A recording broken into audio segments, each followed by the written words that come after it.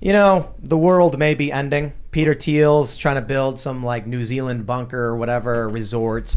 A bunch of global elites have been preparing for something, and maybe it's just because they have money. What else are you gonna buy? So build yourself a missile silo bunker, I guess. Or maybe the world is ending. Well, we will talk about that, but I kind of felt like it'd be more fun to tackle some cultural issues, because we have this story about this famous leftist CEO named Dan Price. He's famous because he raised everyone's salaries to $70,000, and it caused a lot of issues, but also garnered a lot of attention among the left. He is now being accused of some very serious, let's just say, Me Too. He's been Me Too'd, and he's been forced to resign. And so there's this old meme called Reset the Clock. Huh. And that was whenever a male feminist was outed as being a predator, you'd reset the clock. Here we go again. So the New York Times reported on this. We'll talk about that. But we got a bunch of other stories, and I'm really excited to talk about She-Hulk. Oh, gosh. Yes, that's right. A Marvel show. Because you guys know I love Marvel shows. But this clip is going viral where the She-Hulk talks about how she has to control her anger over men catcalling her, and when incompetent men tell her how to do her job. I have a lot to say about this, but it's going viral. I think Ben Shapiro may have talked about it as well. It is it's become a cultural debate, and I actually watched She-Hulk. Believe it or not, I actually mostly liked it, but I got to call out this segment. We got to talk about that. Before we get started, and of course the Peter Thiel stuff, before we get started, head over to timcast.com, become a member, support our work. You'll get access to all of our shows. We got the Timcast uncensored after hours show Monday through Thursday. Cast Castle vlogs are officially live. They'll be up every Tuesday at 7 p.m. A mix of behind the scenes fun, hanging out, and silly comedy. Tales from the Inverted World, of course, is in its second season with new episodes Sunday at 10 a.m., right? That's right. 10 a.m. And then, of course, you got Pop Culture Crisis Chicken City. Smash that like button. Subscribe to this channel. Share the show if you really do like it. Joining us to talk about this and more, we got Will Chamberlain. Thank you. Senior counsel at the Internet Accountability Project and the Article 3 Project. Really happy to be here, as always. I don't know. I must have be coming up on like 7 or 8 appearances. Yeah. Oh, yeah. We were... I don't want to say who our guest was supposed to be, because we're hoping to rebook them, but we are going to get a very high-ranking official from the Trump administration who unfortunately had to cancel on us, and we needed Will's legal expertise. But of course, Will is still here with a lot of stuff to talk about, so I'm really excited for that. Thanks for hanging out, friend. We got Shane Cashman. What's up? Thanks for having me, guys. Author and host of Tales from the Inverted World, a Timcast.com exclusive. And every Sunday at 10 right now, we're doing Ghosts from the Civil War. Watching me have my life threatened, and I see UFOs. Twice, right? Was Ghosts twice? Yeah. Wow. And it's been a crazy year. And we're going to be launching the Inverted World podcast, which is the conversations with people and their weird experiences, UFOs, having guests and stuff. And you guys can call in. Oh, cool. Yeah, call in stories. I'm really excited for stories. that, because there's an endless number of people telling crazy stories that need to get exposure. Yeah. Like I've heard, like I don't know if I should reveal any of the stories that you've already been working on. No. Some of the, like people have been talking about jumping dimensions and weird stuff like Alternate that. husbands. Alternate husbands. Missing husbands. The Hadron Collider gets turned on, and then a new husband might have showed up. Dude, these stories are crazy. Yeah, But it'll be fun. Just before the show, we were talking about like CIA advanced weaponry and stuff like that.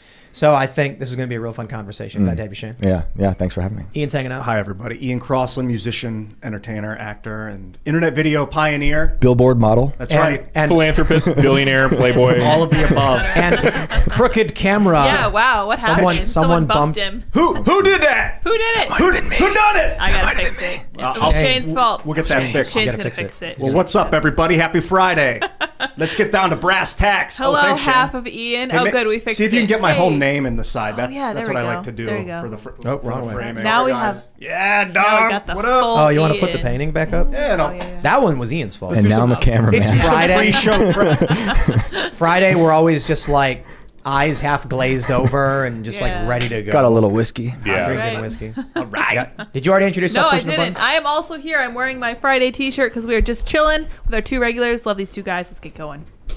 All right, we're going to jump to this first story, and it's from the New York Times, but we will be leading with a quote from Dan Price, posting on LinkedIn. He said, "In the unlikely event that you are falsely accused, remember that it will be much easier for you to overcome false allegations than it will be for actual victims to overcome the trauma of harassment or assault." Go on. That being said, Dan, I suppose I'm not supposed to care at all that you are claiming these are false allegations, but these are some crazy allegations. So take a look at the headline. Social media was a CEO's bullhorn and how he lured women. Oh my. This is what you get when you pander to woke people. Or maybe the people who pander to these woke people are just predators. Dan Price was applauded for paying a minimum salary of $70,000 at his Seattle company and criticizing corporate greed. The adulation helped to hide and enable his behavior. I'm just going to give you the gist of it. Yo, this is crazy. Like, they talk about how he's on the Daily Show and they did magazines with him. But apparently he's been accused, I guess, of like drugging a woman. Look at this. Raping and drugging a victim. On Monday, police in Palm Springs, California said they had referred Miss Margis's case to local prosecutors recommending a charge of rape of a drugged victim. Oh my. Prosecutors in Seattle earlier this year charged with the Price with assault in another incident. Apparently he tried to kiss a woman, and then when she refused, he choked her. So questions. Is this retaliation from the woke because you can never trust them? Or is it that if someone is willing to pander and lie to gain power, they're probably willing to do that for sex? Yeah, and there's sort of a default, like the fakeness of nice. Like, I actually distinguish between being nice and being kind, right? Like, kindness is something that comes from a position of like strength and normalcy. Nice, whenever you talk about nice guys, you always know that there's like an element of like deception, Nefariousness. right? Like, it's sort of like, I think that people think like they put coins in the nice. It's like a vending machine, right? They put coins in the nice button, and then eventually they get to the girl they want. Like, a nice guy won't step on someone's toes. A kind guy might step on your toes just to let you know your toes are in the wrong spot. Yeah, or like, well, kind guy just does it from a position of strength, right? Like they have the ability to do. They have powers, but they're being kind and not using it that way. Whereas nice is like a costume. They're trying to attract women by being like fake, and they're like they think It's a game. Yeah, it's. I knew a guy. Me and this other guy, we were hanging out. My one friend is like, a Rico Suave type who's going to bars and picking up chicks and like very proud of himself. And this other guy was having trouble. So I'm sitting there and I'm kind of like passively listening. And we'll call him Guy A because I don't want to call anybody's personal lives out. But Guy A is talking about how he doesn't understand why he's always in the friend zone. He goes on to, Guy B, who's this Suave dude, is like, tell me what you do when you go on a date. And he explained how he's like, I always treat them like royalty, like queens. I ask them whatever they want, you can have. And then I'm listening to this and I was just like, dude, you think that comes off as sincere and nice? Like, you're treating the person like they're not really there with you. You're acting like they're a piece of plastic and that you're going to feed the machine quarters hoping that sex comes out. I was like, that's not nice. That's creepy. Yeah, and it also breeds resentment, right? Like, then they feel because they have put in the nice coins and they don't get what they're expecting, they get super resentful and angry about it. It's like the kind of guy who there's like a woman and she's got spinach in her teeth and he's like, I'm not going to say anything. Exactly what I was thinking about. Yep. The hottest girl in the world. If she got spinach in her teeth, tell her. She wants to know this so she can take it out. Right. But that's She'll appreciate anybody you. too. Like, nice and kind. It's like, if someone had gunk in their teeth, would you tell them? I do. Yes. I'm like, hey, you got a thing in your teeth. Yeah. And they go, oh, thanks. They'll be more mad at you if you didn't tell them. Right. And then they find out, they're like, why didn't you tell me? Because like, oh, I don't want to put you on the spot. I don't want to. No. So this guy, Dan Price, I really want to talk about his business because so much of what we see coming from this really grinds my gears. The idea of left versus right. If you are a sincere person who asks a question, you're right wing. I'll give you an example, right? Seamus, this is one of Seamus's jokes. He says, the left will come out and be like, we want good thing. We want good thing. And then a conservative will go, okay, how do we pay for a good thing? You want bad thing. You want bad thing. And that's like it's like you're right wing for simply being like. So we get this story of this guy, Dan Price. He raises everybody's salary. Well, I happen to run a company and I understand how taxes work. So my first question here, he lowers his salary from like $1 million or something to 70,000. And for me, alarm bells went off. I was like, oh, bro's trying to save himself some money. Because it's when you take profit versus like compensation, they're taxed differently. And so, this is at least how two different accounting companies I've gone with have explained it to me. So, maybe they're not correct, but this is my understanding, is that passive profit is not taxed the same way as employment income or direct compensation. So when I see this, I'm like, if the dude lowers his salary, he's going to save a lot of money in taxes. Right, Like, that's assuming if he owns or has a major stake in the company that he's running. Right? And I'm Like, pretty sure this dude that's the key does. distinction. Yeah, he does. Right. Yeah, he gets profit. So at the end of the year, if you're only paying yourself $70K, like Bezos does this. Bezos takes an $87,000 a year salary and then gets bonuses, and then justify to the IRS why your salary is so low.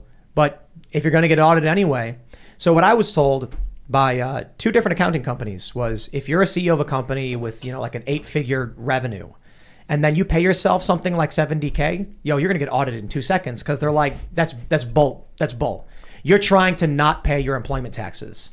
So when I saw this, I was like, well, how would you get around that? It's ideological. Now if they come to you and be like, hey man, that's not it at all. I believe in fair wages for all people, and I shouldn't be making that much money in a salary. But in profit's a different question. Right. So I don't know how much money he actually saved by doing it. He did raise the salaries of everybody at his company, became a big star over it. Surprise, surprise, the dude's being accused. Again, I think there's a strong possibility it's false accusation. I'm not going to assume these are real claims just because the guy happens to be on the left. Yeah, all the raises he made are kind of goes back to what Will is saying about kind versus nice, because the raises could have just been the veneer of kindness, right? But it's really just a nefarious niceness, right? And now it's blowing up in his face. I feel like that's so much of what the left is. I mean, I think this is what most people kind of feel, that it's performative, grifting. Maybe he did something good. It's like, all right, Yeah. But what was like, and I often say this about Trump too, is the reasoning behind it that important if they're actively doing something good? Because we have to speculate as to his reasoning, but I think it's great that he's paying his staff more money. Definitely. I got an article from GeekWire about this story. He made, according to whatever the documents, that he made $950,000 in 2010, $900,000 in 2011. But then when he went on TV, he told him he made $50,000 in 2011 when he actually had made $900,000. This was on January, and then this was with CNBC. Kelly Evans is when he told her, I made probably $50,000.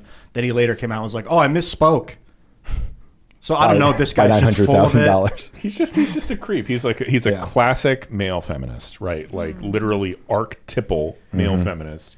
Using like woke politics and like BS because he thinks that's what women want to hear, and then when they say no, all of a sudden the fangs come out. Dude, if he actually made $900,000 and told someone that he made $50,000, that's insanity. He's a psychotic person. Is he misleading? He's like, my salary was only, but he knows in the back of his mind he made $900,000 in profit. It's really disturbing that he made that, and he was like, let this be the last lie I ever tell. Apparently the last mistake I ever make. Apparently there were big problems when he did this too. So like what happened was, these are just stories that I heard. There were some employees that were making $70K a year because they were like an accounts manager. And then there were some people who were in the mailroom who were getting hourly pay. All of a sudden, these mailroom people got bumped up to the same salary as an accounts manager who saw no raise. And then they were just like, I've been here for how long? And you gave them a $50,000 a year raise and I got nothing? And so I read, it's been a long time, I could be wrong, but a bunch of people resigned saying like, it's deeply offensive that we would not receive more compensation. But like the idea of a minimum wage meant they got nothing. And the people of lower skill and lower time at the company, lower seniority, got massive, like 200 or 300% raises. Yeah, I would actually be furious, right? Like it's just like a complete stunt if you're one of those people making like 70, 80K for a job that requires a college degree and you have debts and things like that, and then he like bumps up like the intern or whatever, or the entry level job up to 70, and you're like, where's my raise? Yeah, the argument was supposed to be that's like, you shouldn't be mad that someone else is making more money. That's what the left was saying. Like, what is it? It's not affecting you at all. And it's like, you got to understand, man, when your company takes money from the budget and gives a raise to everyone but you, that is like getting punched in the gut. That's crazy. And so the idea, but it's raised to a minimum. It's like, yeah, but like to hear that a coworker got a 500 or 300% raise and you got a 0. It's not about 70K. It's not about a minimum. It's about you working hard and hoping to make more money to live a better life. And he's not doing that for you. But everybody else, you are now, it's almost like they got pushed to the minimum. So people resigned, apparently. But hey, look, man, I don't care how he runs his business. He can do whatever he wants. Congratulations, he found a way to get a bunch of attention, make a bunch of money. Yeah, don't be a predator, though. That seems... you know what I mean? It's a good takeaway. Yeah. Maybe you shouldn't Definitely be... I object first and foremost to the predation. Yes. Right. It's like that. Right. Like it's like Here. It's like that Norm Macdonald joke. It's like, the worst thing about Bill Cosby. Somebody's like saying the worst thing about Bill Cosby is the hypocrisy, and he's like, no, I thought the worst thing about Bill Cosby was the crimes. I think so, yeah. Yeah. Yeah, that's a thing, man. So, when I look at there's a guy in here, 7 years running the marketing company as That's as a payment man? company. Well, this guy. Wait, I don't know. They're both It's a new dudes. man. Okay. It's a new man. Soft person. Yeah, so like when I see people like Dan Price, I'm actually kind of like, okay, do your thing, man. Like, I'm not going to complain about a guy how he runs his business. If he's getting attention for raising salaries, it's like, whatever, dude. I don't trust it, but I'm not here to rag on that. You know what I mean? If somebody wants to do their business that way, it's just far be it from me.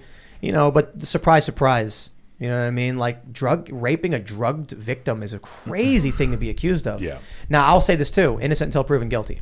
Always. Because I think it could be false. I mean, look, you're a powerful white man, and you enter the woke fray to exploit it. I wonder if some of this stuff is they know he's grifting off them, so they destroy him. Like not just his story, but other stories where they're like, as a possibility. It also may just be, dude, imagine being like made of cheese and then deciding to walk into a room full of mice. You know what I mean? Like imagine being a banana and walking to a monkey sanctuary. Look, I'm just going to go dumb. with his advice. I don't want to inflict trauma on his victims. I'm just gonna believe his accuser and leave it at that. That's such a sense of hubris to be like, I got this. I'll be fine. I'm a white guy, but I got this in the bag. As long as I pander to them, I'll be it'll safe fine. here. Yeah. They should know though that so many heroes that they prop up, they eventually, it's like the new hero's journey. They end up falling. They end up devouring themselves in the end, whether they did it or not. It's like Louis C.K. was one of them, and a lot of people, whether it was true or not. I can't. It's crazy. So we use Parallel Economy for Timcast. And this is co-founded by Dan Bongino. It's censorship resistant. Why would I use a company that hates me? So like you're the CEO of this company and you're like, I know. Let's pander to the people who explicitly hate me based on my race and my gender. And that's a good business move. That seems like really dumb. It seems, very fragile. Based in fear. Yeah. Yeah. It's a I think. desperation tactic if you were to do something like that. That'd be like using your slave owners' weapons to break out of slavery or something. Right. I don't know, man. But they only do that because that's their only option. If you have another option, you use the company that you have no issues with. I really want to talk about feminism right now. Oh yeah. Me Let's too. Let's Okay. me too. do it. All right, you guys ready for this one? Sure. Get woke, go broke. IMDb tweets, ahem. Say it louder for the people in the back. I hate She-Hulk, Tatiana Maslany. You guys ready for this clip from it's from TikTok, but it's She-Hulk? Listen to this. Here's the thing, Bruce. I'm great at controlling my anger. I do it all the time. But when I'm catcalled in the street, when incompetent men explain my own area of expertise to me, I do it pretty much every day, because if I don't, I will get called emotional or difficult, or I might just literally get murdered. So I'm an expert at controlling my anger because I do it infinitely more than you. I love this clip for this face right here. Yeah. From the I love Hulk. that feminist, male feminist face. The Thor He's like, Hulk's a new male feminist. All right. Spoiler alerts. I don't know how many of you wanted to watch She-Hulk, but I do. I love watching the Marvel stuff, even though when it's like I didn't watch. I did watch a bit of Miss Marvel, and it was awful. It was just so awful. So, but we'll get to that in a second. So this clip's great. It's really, really great because as much as people are like mocking the clip, it is masterfully done. It is a work of art. It is so perfect that I was excited to see it. And the reason is, minutes before this scene, she is outside of a bar. We watched it before the show so I could explain it to you guys. And three guys are not even hollering, not even catcalling. Like, I was asking Shane, like, is this hot? So the guys come out and they're like, hey, what's your name? And she goes, I'm waiting for someone. And it's like, well, let us keep you company. She goes, my boyfriend's going to be here. And he's like, oh, come on, we're just being friendly. She goes, hulks out, and then gets ready to murder the dudes. She like winds up, and then Hulk stops her from doing it. And so I was asking Shane, I was like, was that even hollering? Like catcalling is when you're like saying crude things. Below that. It's below that. It was working up to a pickup line, but not there wasn't yet. Not even, even it wasn't there even yet. hollering. Yeah. Hollering being like, "Sup, girl? Why don't you come over here?" Right. They were just like, "What's your name?" Like, Yeah. "Let us keep you company." And I'm Yeah. like, "It's almost hollering." Yeah. So this is a parable about why women shouldn't have power.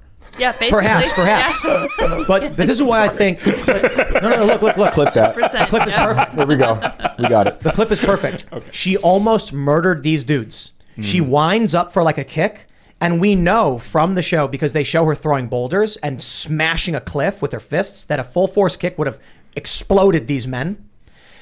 Here's what else we learn. In the show, when she hulks out with Bruce, he tries to calm her down, and he's like, calm. And she goes, "Why are you talking to me like a child?" And he goes, "Wait a minute. You're in there?" And she goes, "Yes." Conscious. And you learn that when Bruce goes Hulk, he loses his mind. He becomes a rage monster. When she transforms, she's fully cognitive and lucid of what she's doing, which means when she's sitting there explaining to him that she can control her anger, she's lying. She's also a dangerous, violent psychopath. And immediately after this, she says, "I control my anger every day." And then she hulks out. And then she calms back down. And so not only is she lying about controlling her anger in two instances here, she's lying. Like, it's the perfect example of feminism. Exaggerating the claim, lying about their ability to control it, and then justifying that as why they're a victim. Brilliant. If they It sounds say like everything's stealth violence. misogyny. Like this entire program is just like secretly Yeah. putting forward like actually, yeah. Like, If you like, I'm watching this and I see this clip going around, and they're like, "Say it for everyone in back," and I'm like, "Yeah, but the context of it is that she's lying." Like, it's like 3 minutes before she says that, she tries to murder some dude. And she's lucid. She's aware she's doing it. I'm like, that's feminism. Nailed it. And they if they define any type of word as violence, then you can match that with violence. So even them just approaching them saying, "Hey, what's up?" That's violence. Dude, I really love this show already. She-Hulk's the villain. She's the bad Yes. guy. So I'll tell you something else. It's really good. In Spider-Man, why do we like Spider-Man? With great power comes great responsibility. Man, what a message for a little kid. Especially for those of us who want people to grow up to be responsible regardless of who they are, what they do. Take some personal responsibility. The story of Spider-Man. You know, if we'll use the movie reference, he does the wrestling match. The dude refuses to pay him. Then the guy comes in and steals the money. And as the burglar's running away, the guy's like, "Stop that man." And Spider-Man's like, "I don't see how that's my problem." But then that guy, as he's running away, tries to steal a car, and he robs Uncle Ben and shoots and kills him. And then Spider-Man is like, "If I just stopped the guy and took responsibility for my community, my uncle would have lived." And it's like a very sad message. In this, Hulk desperately begs her to use her powers for good, and she outright refuses and says, "No, it's my life, and I'm going to follow my career." And he says, "There's very few people who have the power we do. The ability to protect this planet, you have to do it." And she goes, "No, I don't." She beats the crap out of Hulk, destroys his bar. It actually is a funny scene. And then they rebuild it together, and she goes, "I'm leaving." He goes, "Fine. If you want to just be a small-time lawyer, like, I respect that." She's like, "Okay." And then she leaves. The point of the show is that she is refusing responsibility for her powers. I'm just like, it's like what you were saying, Will. If the real message was to insult feminism, they nailed it. Right. Yeah. Like that's what that sounds like. It sounds like kind of a stealth, refutation of it. Basically a critique of feminism as deeply selfish. Right. Yep. The Hulk originally was like a chaotic evil creature that was inside of Bruce Banner, who was like a neutral good guy. So it was destructive and unpredictable. So I think they've infused the chaotic evil character into the woman's psyche, inadvertently making her chaotic evil. You're saying Hulk was chaotic evil? Yeah, Bruce Banner would turn into this chaotic evil demon. Yeah, basically the Hulk was chaotic neutral, right? No, Yeah. Hulk was destructively evil and dangerous. What are you talking about? He lived off of he was a rage monster. Yeah, but he was the protagonist. So Well, that was the cool thing about it, was he was an evil He's not protagonist. He wasn't evil. Well, the Hulk itself was an evil creature that they had to keep. Everyone wanted to stop it whenever it would go. So he was always trying to stop it from appearing. But it was like the Hulk was just amoral rage, right? Like it was just, he would do good things, he would do bad things. Well, neutral. anger isn't really amoral. I think anger is definitely immoral. The anger Well, was you can directed. be angry at injustice, or you can be angry at things. You would just be angry, like someone kicked my leg on accident, and he break but walls, hold on, and think- they'd be like, run! But think about that for a second. You're saying that a lawful good person can't be enraged because that would make them Well, that evil. was the interesting thing about Hulk is he was two people. Bruce Banner is like a good person, and then the Hulk was this evil thing that would come out of him, and he'd be like, no, I gotta stop it! But Hulk wasn't evil. He was an Avenger. The very original Hulk was like this evil demon with no personality. It was just a rage monster. And then they kind of started to craft him and give him a To an personality. anti-hero or something, or like Yeah. Yeah. Okay, that makes sense. Like, cause I'm not really deeply familiar with like the universe, so I saw the Avengers. yeah. Eventually, they made Bruce the Hulk one person. That's my favorite version of the Hulk is when he has a mind. When he's like Buddhist. Yeah. He's chilling. I have some technical problems with this show. I haven't seen it yet, but when she, in the beginning of the scene, she starts to tell him this emotional thing and looks away to the right as she's talking. That's really annoying to watch actors do that. It's kind of, there you see her look to the right. What's It's like she she's looking trying to at? generate fake emotion, which she glances to the right there. It's really annoying. Like, you need a director to be like, no, look him in the eyes when you're talking Well, to him. she's not looking at anybody's eyes. She's supposed to be looking at Bruce's eyes. No, but like she's actually looking at a big X on a stick. Yeah, she might have Bruce in front of him working. They might be working a scene She has together. to look up, which means they would have Bruce and he would have a stick coming off his back with like a green circle on it, and she has to look at the two dots on the green circle. So she dropped the ball there, and then at the end, whoever wrote this This guy's just ragging on the acting of the film. and the writing. To be Let's hear fair, it. I feel anger. She says, I feel anger infinitely more than you. Infinite is not a multiplier. You can't multiply something by infinite. That's a zero. So Yes. it makes no sense. An illogical statement. It's very Of weird. course, Ian has an issue with the semantics of the statement. Yeah. The lighting's Infinity. good, though. the lighting's pretty good. So Hulk's like her mentor throughout this? Is that the deal? Well, he like kidnaps her Or kidnaps her. Oh, now I'm because in. because let's go. she almost murdered a dude, Right. and so Hulk thinks it's because she's That's gonna be Dan Price's defense. yeah. Yeah. Imagine him hitting on her. Sorry, I had to choke her, Your Honor. Yeah. Hulk thought that she was a rage monster like he was. Right. Yeah. I'm Until he surprised. finds out. Like good writing would have been him being like, "Wait a minute, you're conscious right now." It's like, "Yes," and he would have been like, "That means you tried to murder those guys." Yeah. Like, yo, It's a that's crazy. Different discussion. Then she just goes back to being a lawyer. It's like, first of all, I said she was the villain, right? I mean, she's a lawyer. Come on, how much more villainous can you Right. get? They didn't need to make her selfish too. I'm saying that because Will's here. And he's Yeah. a lawyer. Just tuning it What out. percentage of lawyers do Throw you think are something. good? Oh, I mean, most of them, honestly.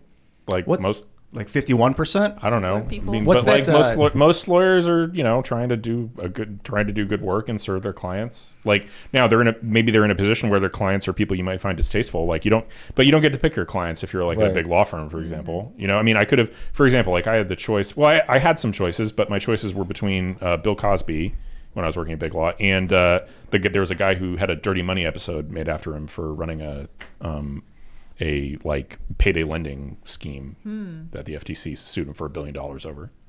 So like that's those are the clients you represent because those are the Yeah. clients. If you work at a big law firm, like And it's I okay to actually- not like those people, but like I hate when people attack the lawyers for defending those right, people. and 'cause moreover, that's it's the like job. They allow that is your job, right? I don't know if you guys watch Better Call Saul. If you don't, you should. Excellent show.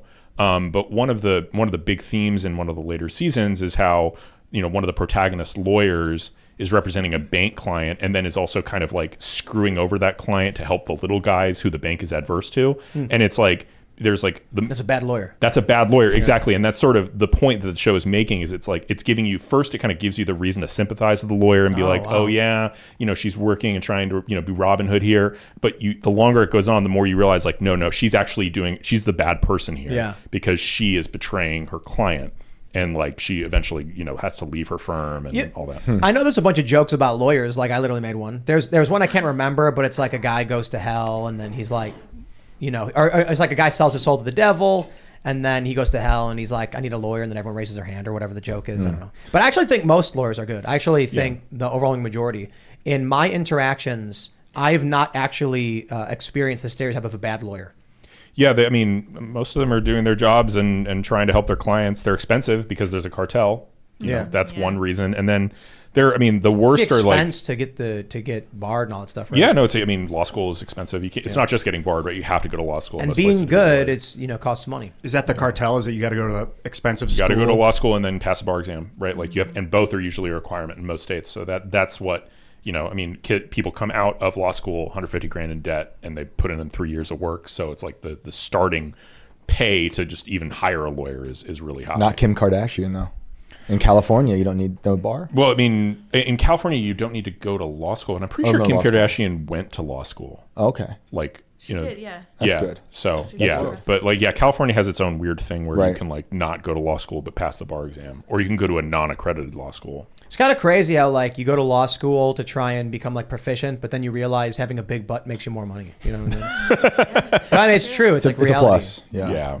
So it's crazy. Like on Instagram, there's like I don't want to call anybody out because I'm not. But there's like these women who have they let's say they do specific talents, like they sing or they're skiers or snowboarders, and then it's like I'll see the video of them doing their skill, but then every other video is like busty cleavage showing or like booty shaking and stuff like that, and those are the ones that get most of the views. And it's like, well, duh, you know what I mean? Yeah. I wonder what's the point of even doing the other videos if, like, in the end you realize like where I'll tell you a better story. There was this woman on YouTube. This is like 6 years ago. I was at YouTube. I was talking with Google people about this. She played guitar and she sang. Her videos would get a few thousand views. If you go into her library, you'd see one day she went from like 2,000 to like 200,000 on her video views, and it was amazing. It's like, wow, she had her big break. She must have put out a really good song. And you know what the big difference was between the video before with low views and the video high with many views? Cleavage. For Cleavage. Sure. For sure. She started wearing like bathing suit tops with her boobs on her guitar as she played, and then the views went through the roof. Yeah. I find it unfortunate that the sex appeal has become a gateway drug to the true passion of these people. But it works because they know they tap into it. The second you post some cleavage, then they get more views. I wonder if it matters. I'm going to try it tomorrow. Like Do it. Adele. I'm going to try it right now. Adele did not get big and famous through like trying to be this Yeah, sexy she's a supermodel. big girl.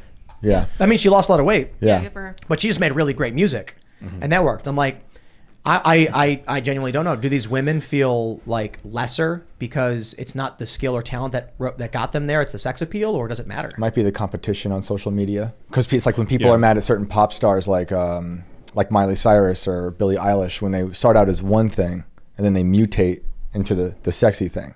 I think it's the industry might be pressuring them. It could be social media, but people hate it or they love it because their kids who might have been with Hannah Montana are now with I mean, twerking. you got to wonder, like, you look at the Kardashians and like, do they care? I mean, like, I don't know which one's the billionaire one, like Kylie or whatever. Kylie Jenner. Yeah, Kylie Jenner's. I think there's multiple billionaires in the. Yeah. I think Kim is. They might all be. I Yeah. think she's like the youngest billionaire. Yeah, Kylie Jenner is like the youngest billionaire. Yeah. Wow. Like, do you think she cares that people are going to be like, you got famous off your ass? They're going to be like, she's going to be like, I mean, I could buy you her 1,000 sister got times. famous with a sex tape, Yeah. right? Like relative to her family, like she's like, I was pretty conservative. But you know the other thing too is like, I was reading about, I think it's Kylie. I don't know a lot about the Jenners, but it's not just sex appeal that got her to be a billionaire. Like it's legit business. I think they're also stuff. really smart. They're super for sure. Very smart. Yes. That's what I was saying. Like Kim went to law school or whatever. She got mentored, I think is what it is. In California, you can be mentored but not go to law school, but still have to pass the bar. Right. Like I don't think, but I don't know. You'd have to look it up if California actually has any requirement about going to law school, right? To be barred. Almost every other state does. That makes sense for California. I mean, I think probably it's risky, right? Like the bar exam's not that hard, frankly. And then two, like there's a lot that you actually learn in the first year or two of law school. The third year is BS, and that's where We've all seen Legally Blonde. Yeah. Will. We get it. know. What's in the third year? The third year is like a bunch of electives that you don't need to take, basically, and it's a way for the law school to make a little extra money off you. Like really, the first 2 years are what you need. Sounds like the lawyer should overtake that and just chop it down to 2 years. Well, the lawyers don't care once they've graduated because Sure. it's keeping prices. Their prices are already high, and they're making money. It's just like once you're in the cartel, you don't have a reason to lower the bar and make it easier for other people to become lawyers. My experience with like getting cast for the way you look is really an empty. Like I felt lousy whenever I was in Hollywood doing it. If I got like a modeling job and they take pictures, I'd be like, I just feel empty afterwards. And like, especially when they start saying it and they're like, we just want to promote your sex appeal, Ian. You're so sexual. Want your sex? I'm like, God, this industry is missing the mark, man. You want good acting. good Right. acting Wait, first. is this like a prolonged? That's not a joke. Like you got modeling jobs in Los Angeles? I did. He's in more than one Super Bowl commercial. I was in one Super Bowl commercial. It was Orbit gum commercial. Okay. I did commercials. Did a couple of one TV show, Aliens in America. I did the pilot of that show. That was pretty fun. We launched that, and then I did a little bit of photography, modeling stuff, but nothing. Is there not a painting downstairs of you ripped? We should bring it up here. Who's Yeah, we Eagles should with 10 put it pack. on the wall. It's like there's an eagle holding the I'm shirt. gonna behind replace you. this with it. Come for a on. show. The glare might be too much. Is the issue. It's like, It's the stomach. The abs are too much. and I think Yes, an yes. example of the emptinesses you see in the cosmetic surgery that I'm looking at it right now is this. Kylie Jenner has a cosmetic company, so it's Yeah. like Yep. cosmetic. The way you look, Of course. the way you look. The Yeah, way that's you her. appear, That's her. fake That's the way she boobs, fake monetizes lips. her Instagram is makeup. Right? I don't. She sells That, makeup. that in my experience, leads to emptiness on the inside. But it's a lot of money, so you kind of just pretend like it's okay. And Well, my problem with, so as much as like in the culture war they would call me right wing, I'm like particularly left, especially when it comes to these ultra wealthy people who use their money and just keep amassing and hoarding and amassing and hoarding, and they're not doing anything. That bums me out. I'm also fairly libertarian, so I'm like, I'm not going to rag on them and force them to do anything with their money. I just kind of accept the fact that people make money and then they do whatever they want with it. And it's like, okay, well, I wish they would do more. Yeah. The problem is, maybe we're better off they don't, because Yeah. Mackenzie Bezos decided to do more with Jeff's money, and then she funded a whole bunch of woke garbage. So it's kind of like, maybe we'd be better off if she bought a yacht with an infinity pool instead of funding woke racist BS. Right. Just as useless. like employ some people, right? Like have Yeah. Well, one Kardashian, Kim, has a company where it's like underwear and stuff like that, and I've heard from a lot of different people that they Skims. love it. Like it's actually really good, and she's got a lot of people she employs. So Yeah. they're doing something, and it's not. I don't want to knock on just the sex appeal, because they are some of the ones that are always knocked on for how they look, but they're doing something. It's funny because people would always say like the Kardashians are famous for being famous. And it's like, you realize that means they're like some of the best marketers on the planet. They're And that's, good at it. Yeah, they're really Very good at it. well, I think they had actually a very strong family life. As you could say, as unconventional as with Bruce becoming Caitlyn, but like from what I was told, Bruce was a fantastic father, like a stepfather to these girls, and their mom is a brilliant woman. Like I've only seen the show in passing. My mom was a big fan of the show actually, which was really weird because she doesn't watch that stuff at all. She's like, they're actually really, really smart people. Interesting. Yep. I think they're really good at shaping reality. Like I can never say how they really are a family, but they're good at making it look like they're good at family. Yeah, like Trump. Like Trump. Like it's all just a facade. Oh man, Trump endorsing those Democrats was Chef's kiss. Chef's dying. yeah, exactly. Dying. And then you saw that woman took the bait, right? Yulin Neo is running against Goldman, and then I think it's Dan Goldman, right? Yeah. And then she was like, Trump just endorsed my opponent, and then people were like, why? And she's like, because he's trying to stop the left, and it's like, dude, she knows but she's like, unless these people are really that daft, man. But where would we be without Trump? Like this would be a very boring reality. We would have Hillary Clinton. Hillary would probably still be the president. Libya for sure. So we'd probably have invaded and had forces in Syria. Yeah. Wars everywhere. The Russian thing, I don't know. The Ukraine thing would probably still be happening. We wouldn't be talking about politics. Yeah. That's what we wouldn't be. This wouldn't be a politics show if you were doing it still. If Trump wasn't here? If Trump hadn't been elected, politics would have been so boring and depressing. Oh, right. Like, because it would have been back to 2012 era uniparty. I disagree to a certain degree. We wouldn't be talking about electoral politics so much. We'd be talking about conflict, crisis, war, and things like that. Because that's what I was involved with, covering. More grassroots activism stuff, more cultural stuff. So we'd probably be talking, I'll put it this way. The woke stuff would have been ramped up way faster. We would have, I don't know exactly what would have happened with the pandemic, but it would have been way more extreme, way harsher. So I think politics would have happened to a certain degree no matter what. But it would be, like you said, very uniparty establishment, and it would not be pop culture. So this show would probably exist. We'd probably talk about it, probably be a lot smaller. Yeah, it would just be much more depressing because I remember, I don't know if you felt this way, but politics from during the Obama era was depressing, and it's not just because Obama was bad or horrible. It was because there was no distinction between him and Romney. I guess, do you guys remember the debates between Obama and Romney? No. There's at some point A little bit. there was a foreign policy debate. It was the last debate of that presidential election. I remember it distinctly because I remember posting something like, I have a Mormon drinking game, and the drinking game is drink whenever they articulate a difference on foreign policy, right? Like you'd stay sober. It was like it was a debate where Mitt Romney did not disagree with anything Right. Obama said for an hour and a half. I do. They both agreed about bringing jobs back. Well, no, the I remember economy that stuff part. is where Romney tried to distinguish himself and did an okay job in that second debate. It was the one where he's like, "Oh, I approve of what you're doing in Libya.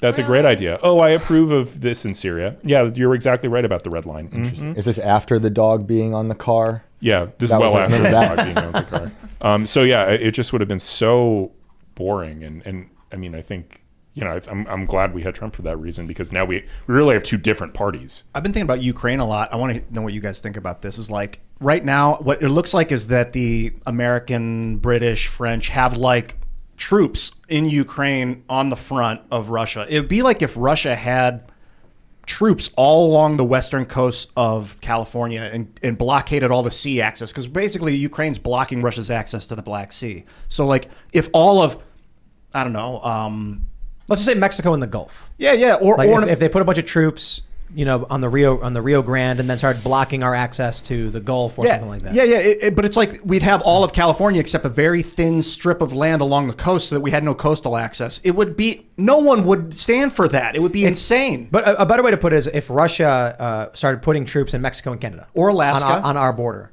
So this is the crazy thing. You guys saw that video of Marin, the Finnish prime minister. Oh, yeah. Yeah, party. And she's like shaking it and bouncing it and all that stuff. Look, I don't care if someone wants to party, but as the prime minister, when you are facing nuclear deployment by Russia for joining NATO, and you are on the border of this country, and that's your prime minister, like, I got no problem with people wanting to dance and have a good time. I do have an issue with having a world leader who is acting more like a 16-year-old girl. Yeah, come on. As opposed to The thing is that near 40-year-old I think woman. it's a function of the fact that the EU has basically like swamped the major functions of most of these sovereigns, and so Right. you end up with Yep. these very like ridiculous. You get up with some ridiculous leaders in some of these countries, and you compare that. Actually, this is a weird analogy. but- Finland is a vassal state for the yeah, EU. for the EU. Israel, something about Israel that's really interesting. If you actually look at the pictures of their politicians and their leaders, they're never smiling.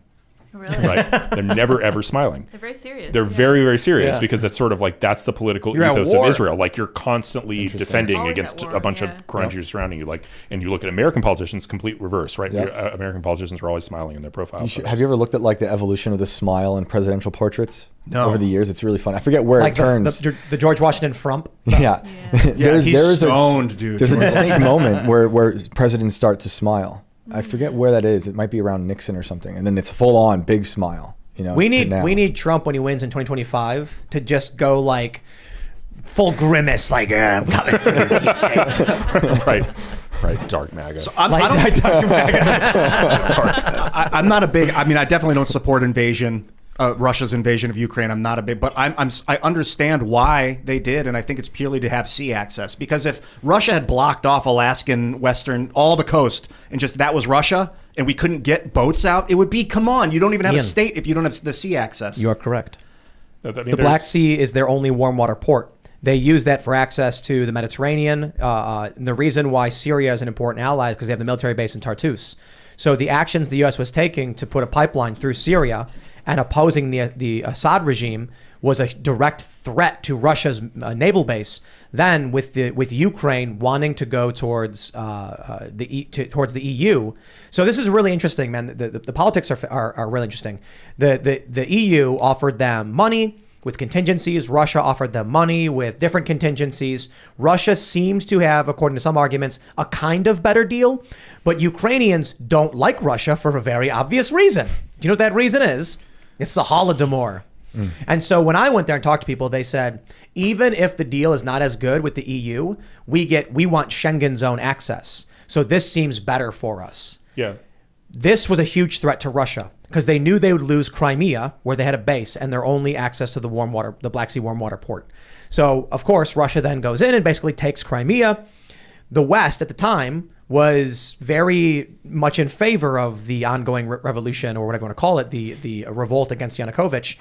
Russia viewed that as, to the outside world in the news, it was a protest. It was people protesting and declaring a new government. In reality, it was NATO influence, EU influence versus the expansion of Russia and their desire for a trade federation. Some say Putin wanted to bring back the Soviet Union in some capacity or just outright. So this has always been a deeper political conflict that's bubbling up to war, except for when Donald Trump got elected and everything started to simmer down and calm down. ISIS was defeated. Things started to stabilize a bit in the Middle East. It wasn't all perfect. I mean, there was missile strikes into Syria. That was bad. The Saudi Arabian, Yemen. But Russia was backing off until Joe Biden comes back, and then Russia ramps everything back up because Putin knew Joe Biden and the uniparty regime, the establishment, was going to try and destabilize the region and gain more power, control, and expand. The crazy thing about NATO, its purpose is resisting the Soviet Union. The Soviet Union doesn't exist anymore. You have the remnants in Russia, but NATO keeps expanding.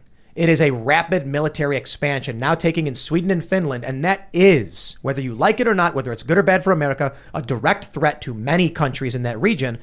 And if you're worried, if you look at the expansion of the Soviet Union, if you look at the expansion into Vietnam, this is one of the reasons the U.S. wanted to get involved, to stop the communist expansion, the Korean War. We understand why militaristic expansion is a bad thing. Once the Soviets collapse, the U.S. ramps it up.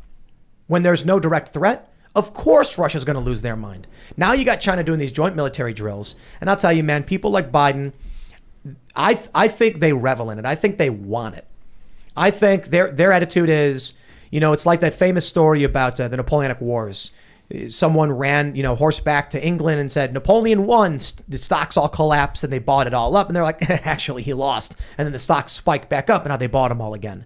Catastrophe is great for people who want to exploit the crisis. It's great for the war machine. I think they know it. I think they're thinking oil profits, more control, more access, more expansion, be damned. Whoever gets killed because of it. I hope people don't conflate the Russian people with communism anymore, just like the Chinese people with communism, because the CCP's in control of that country. It's basically occupying China, and the Soviet communist dictatorship was occupying the Russian people for 100 years. Right. They're gone now. And communism lost. It lost. But the Uniparty has a stranglehold over the American people who overwhelmingly reject the wars that we have been engaging in. It's remarkable. If you look at the polls, it's like, do you want war? It's like 87%. No war. Yet we keep finding ourselves entangled in them.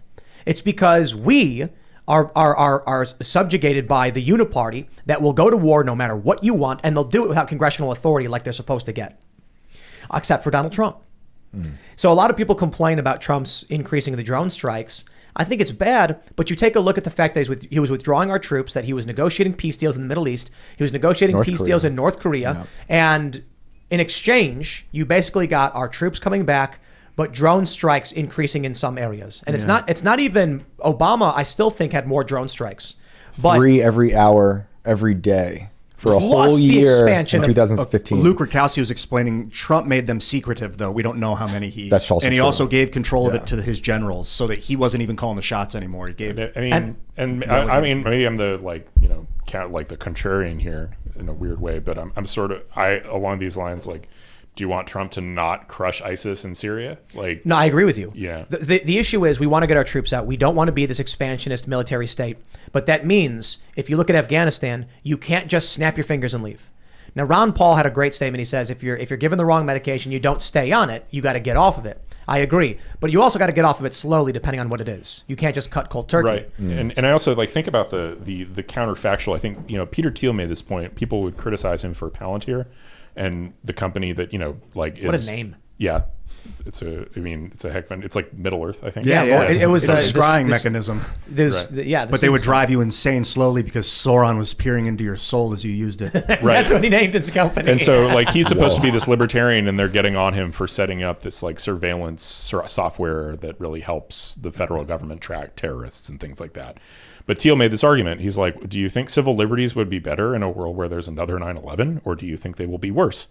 Right. And so I think the counterfactual here is if you don't have sufficient drone strikes to stop terrorism, to deter and to stop attacks here, do you think, and in a world where there is an attack here, what do you think the end outcome of that will be? If you want to keep us out of war, then the argument goes, then you need some sort of low level deterrence and what's the incapacitation of certain people. And I agree only so far as the invasion was wrong in the first place. Right. But to get off of that, you can't just pull the troops out like Biden did with surrendering the Bagram Air Force Base and all that stuff.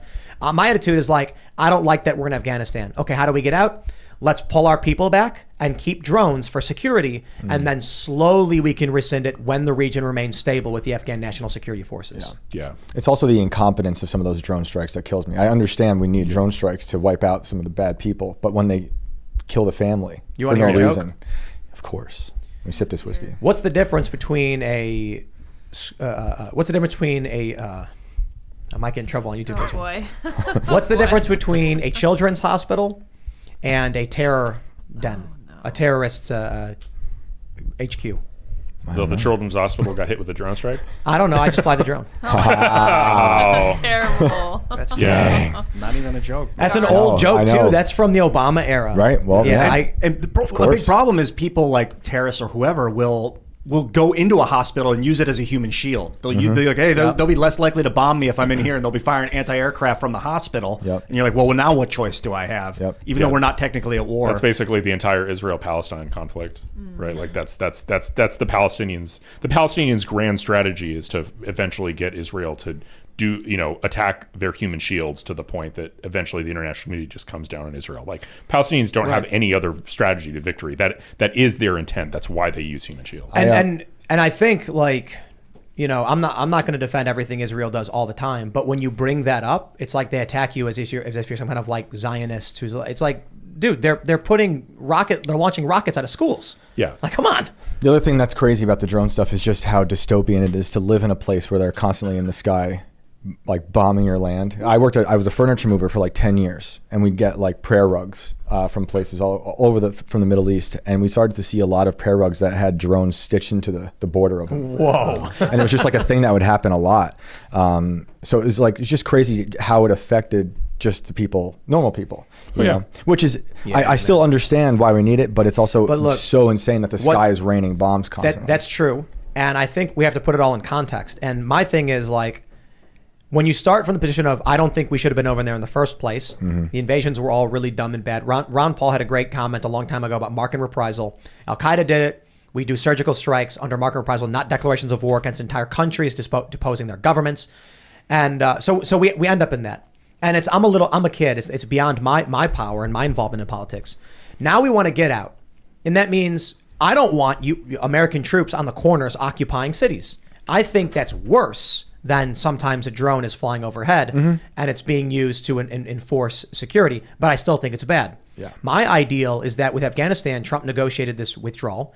We slowly start pulling troops out, but we make sure we're handing off security to the Afghan security forces and maintaining a light drone presence a little bit longer for security to back them up and logistics. And then eventually we're gone and you got a stabilized country. Instead, Joe Biden evacuates Bagram in the middle of the night without telling the security forces. Looters come in.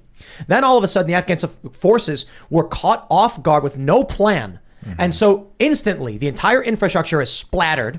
Taliban rushes in, wins. Civilians, American soldiers die. That I can only imagine was intentional. Well, it's like the air support just evaporated, right? I think I read a good article about this. It was something about how when Biden withdrew, it wasn't the way that these like remote outpost bases that the Afghan government was holding onto. They were all supported by air. They didn't have like convoys go to them. They were supported them by helicopter. That's how they resupplied.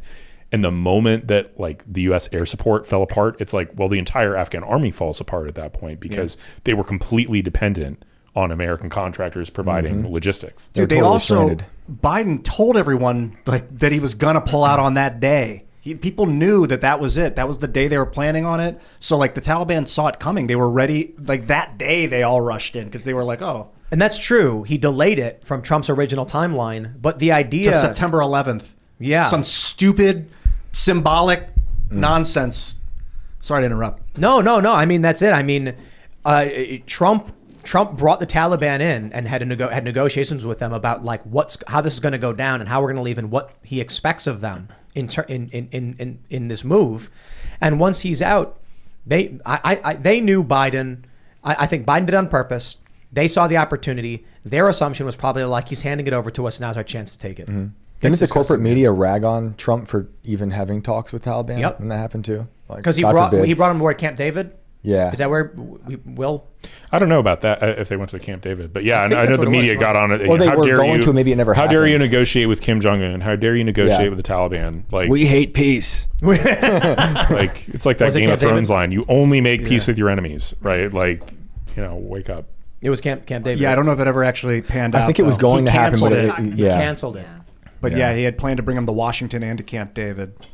I'm all about diplomacy, man. Diplomacy Absolutely. first. But I don't know if that helps Raytheon's bottom line, if that's a part of the equation. Yeah, probably not. Or Halliburton's or Boeing's or Northrop Grumman. Lockheed. Can we Yep. still Lockheed. blow up like bombs on other planets or in safe places? Like, Got it. so they don't lose their bottom line? Let's all get Congress to pass a bill guaranteeing funding for all of these companies to fire the rockets at Mars. To heat up the planet. Yeah. Right. Right. To heat the planet up, kick some dust into the air, maybe melt some ice or something. Yes. Perfect. It'll stop the war here. They'll stop incentivizing the war machine because they'll still be getting paid. We'll be learning And how then to do we'll terraform- interplanetary bombing raids, Yes. which we'll probably use in the future. That's an Earth first policy. I like That's that. right. Bomb the planets. That's right. Let's talk about the apocalypse, my friends. We got this story from the New York Post. Billionaire Peter Thiel's $13.5 million dream home in New Zealand is doomed. It's been characterized as a doomsday bunker or, emergency hideout. There's been a bunch of billionaires that have been talking about the end of days and wanting to build something. In this story, actually, I don't know if they have pictures. It's really amazing. I mean, this is super cool. Like, it's like hidden. The guys almost. who designed the Olympics in Tokyo designed this. Wow. Oh, Yeah. really? Well, Why are they opposing this? Actually, like, I mean, like if you're talking about it's like a zoning dispute, isn't that like very in I don't harmony know. with the existing terrain? It's like, I bad don't, for the ecology or But whatever. a few years ago, I think there's a CNN article out there that says this exact area was becoming like a doomsday prepper paradise. It is. Right? Like there's a lot of It's them not- out there. Matt Lauer's there. Yep. Millionaires and billionaires have like the story started coming out in like 2017 after Trump gets elected. Right. Millionaires and billionaires, and I'm talking about like high level millionaires, not like somebody who's got like 10 million, but somebody who's worth like 750. They're building emergency bunkers in New Zealand. They've got one of the craziest stories I read is that they carved out mountains with landing strips so you can fly into the mountain to land, like in Kingsman. You guys see Kingsman when they land in the mountain? Like I haven't seen it. So it's like the bad guy wants to kill everybody because the planet's overheating. He's basically like a Bill Gates who started a tech company. Yeah. Scope X. And then he's got a list, but he's like, the planet is heating up. And so it's going to create a virus, which is climate change, and it's going to kill everybody.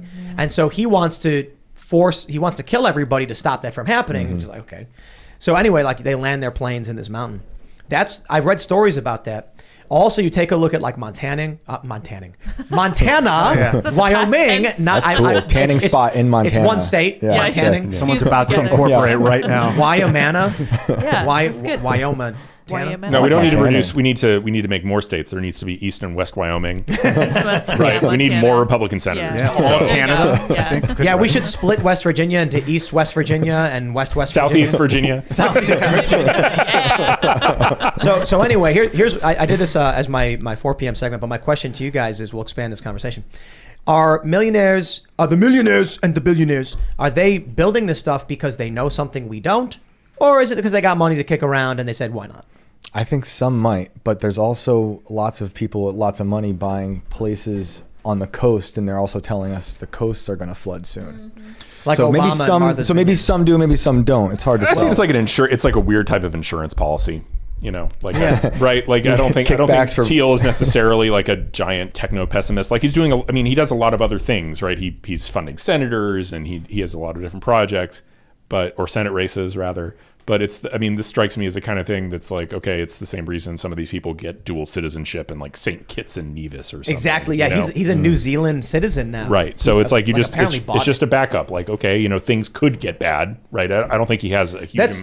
That's the question. So that's what I'm saying, right? So you got a rich dude. Peter Thiel's worth $7.7 billion reportedly, and so you got that much money. Okay, it's going to cost you $13 million out of his $7.7 billion. Dude, he farts that much money. Yeah, that's a hell yes in my book. Yeah, so he's probably like, I got to buy some. Hey, Bill, set up a company and build me this thing in New Zealand. And he goes, I mean, you got a you boss. think about that, right? Like you're making, if he's got $1 billion, investments are going to make like what 8% a year generally. So you're thinking he can screw around and play with a 5% of his net worth every year. okay, well, 7.7 billion. Do the math. 5 billion. You know, 5% of 7 billion is what? But I'm not even. Who even cares about growth? 350 million? At 7.7 billion, you don't have to work for multiple generations. Like your kids don't have to work. Yeah. You know? So I mean, this is just play money, right? Like That's why he's thinking about having a meditation space in a doomsday bunker. That's a real luxury. That's the last thing I'd be thinking about in my doomsday bunker. It's a very, very small, very like trivial insurance policy for like the, you know, hedging against the collapse of the United States or United States becoming particularly inhospitable. Look at the view. Is this an actual picture from his? I think it's a mock-up. Okay, So but that beautiful. if the view is Yeah. anything like that, then that's better than just an insurance policy. It's You go a chill. vacation home. Yeah. Are you too, safe from right? their prime minister though, even out there Oh, yeah, in New that's a Zealand? real Because she's like the question. worst. How does that work? How rich do you have to be off the prime minister's radar? I don't know what her. No, it doesn't work that way, man. You're you know, stuck. I can't remember who we had on the show talking about how wealth is meaningless in an apocalypse. So you think you own something? Why? So like anybody who owns a house knows this. Why do you own the house? Because someone wrote on a piece of paper you own the house. Good luck when some like a group of dudes, like 5 guys with shaved heads and ARs, walk up and say, "Get out, it's my house." And you go, "But I have the paper," and they go, "That's funny. I have the gun." So when the apocalypse happens and there's nobody to call, he can set this up. That's great.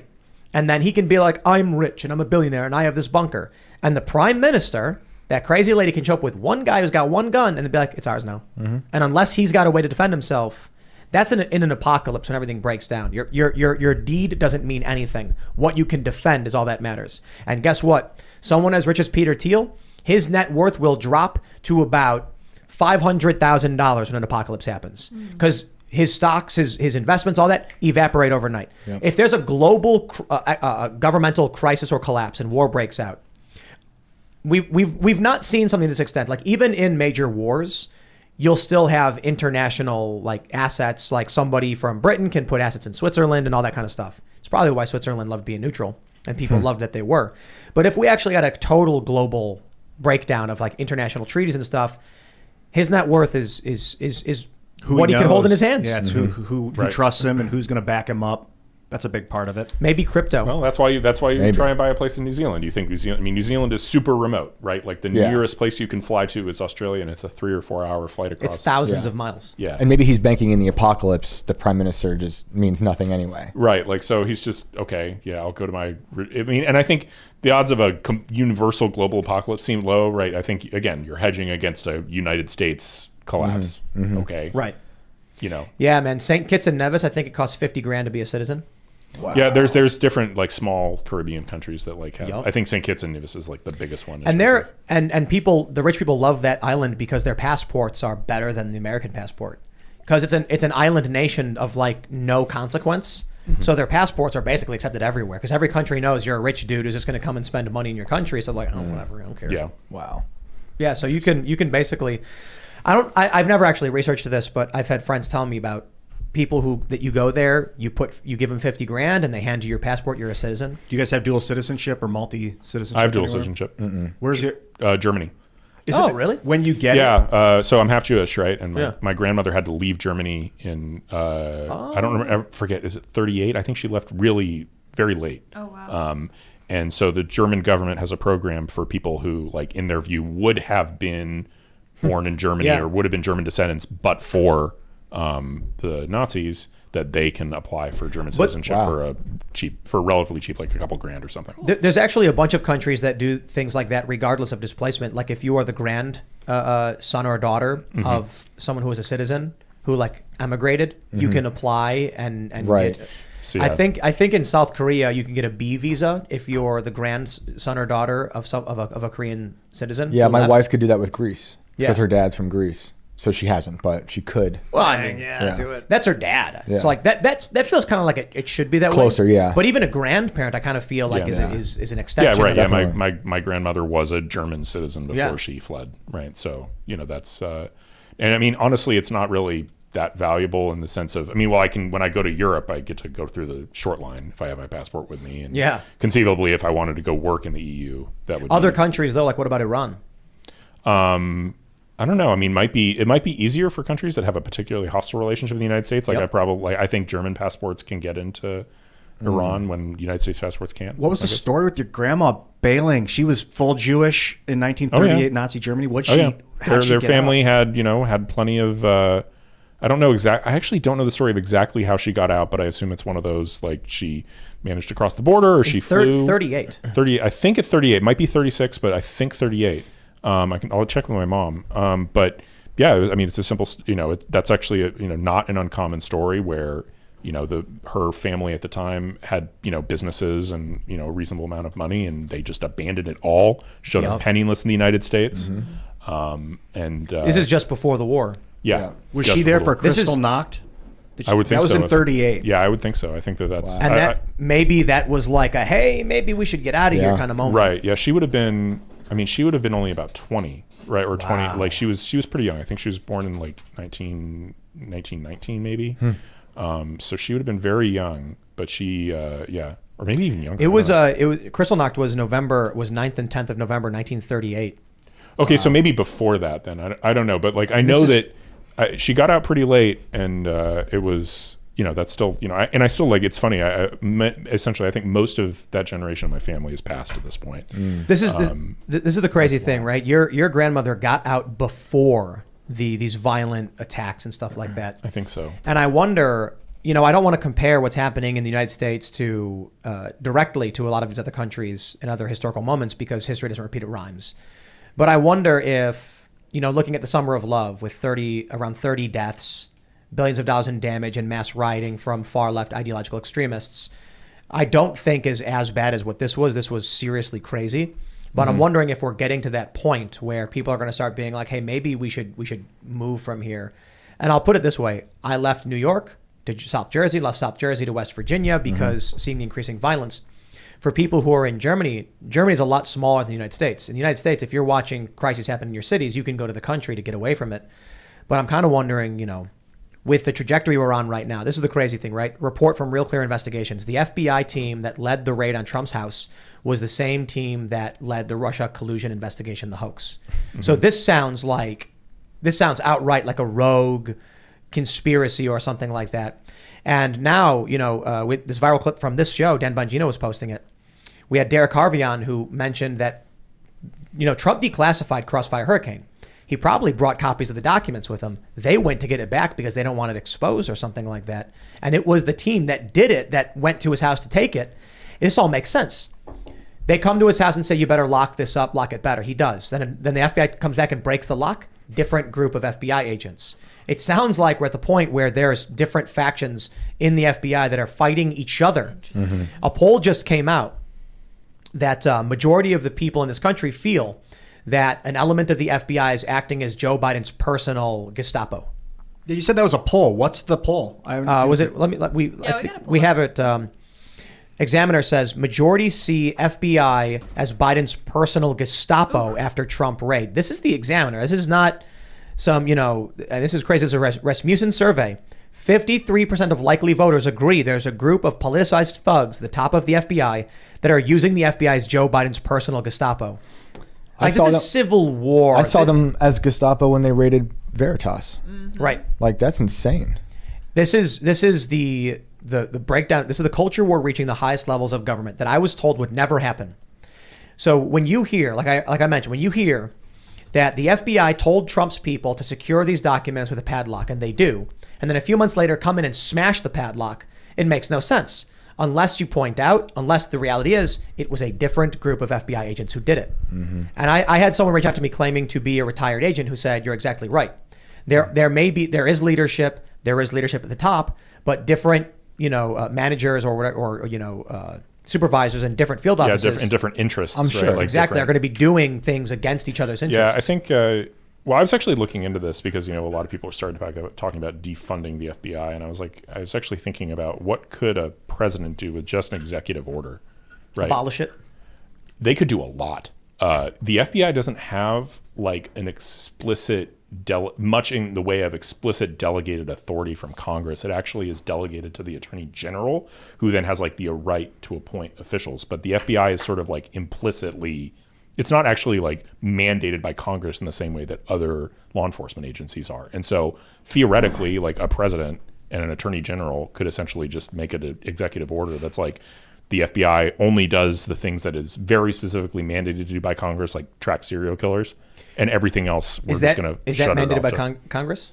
There's like certain specific statutes that mandate things that the FBI should handle, but they're like narrow. But does Congress prescribe through statutory law the maintenance of the FBI? No. I read, or it might fund it, but that's different from saying. So that it basically you could basically strip the FBI of authority, even if you didn't strip it of funding via. So there's a meme that's going around that Trump could sign an executive order disbanding it outright because it's got no congressional authority into its existence, that it was created by executive order or something like that. Yeah, I'm not I don't know if that's sure, true. But I'm pretty confident though about the ability of the president to just kind of decide to say, okay, guess what, FBI, like on day one, you're not doing counterintelligence anymore. Right, like done. You don't have any access to it. I'm allocating that authority to other intelligence agencies. Oh wow, it was linked to prohibition. That's where it started. Huh, that sounds right. There's a lot of. I think prohibition is one of the big things. Bank robberies, when bank robberies were a big deal, that was like a big trigger for. I think that was like more like when the FBI really got a lot of its expansion, because one of the problems that. It was a huge problem in the Midwest, where you have all these states that are pretty small and like can't think about something like Kansas City, where it's across the border in Kansas and Missouri. So you'd have bank robbers constantly robbing a bank in Kansas and then crossing the border to Missouri and not getting prosecuted. Right. Roosevelt did start an early form of the FBI after McKinley was assassinated. It's interesting how it evolved into existence. It wasn't outright created. So when you look at the history of the FBI, it talks about the National Bureau of Criminal Identification, which eventually evolves into the Bureau of Investigation, which eventually evolves into the Federal Bureau of Investigation. It's interesting. Yeah. And there was this is interesting. It says there were fears the new agency would serve as a secret police department. Again, at Roosevelt's urging, Bonaparte moved to organize a formal Bureau of Investigation, which would then have its own staff of special agents. Yeah, this was Teddy Roosevelt. I think I'm literally just started a book about this because I was interested.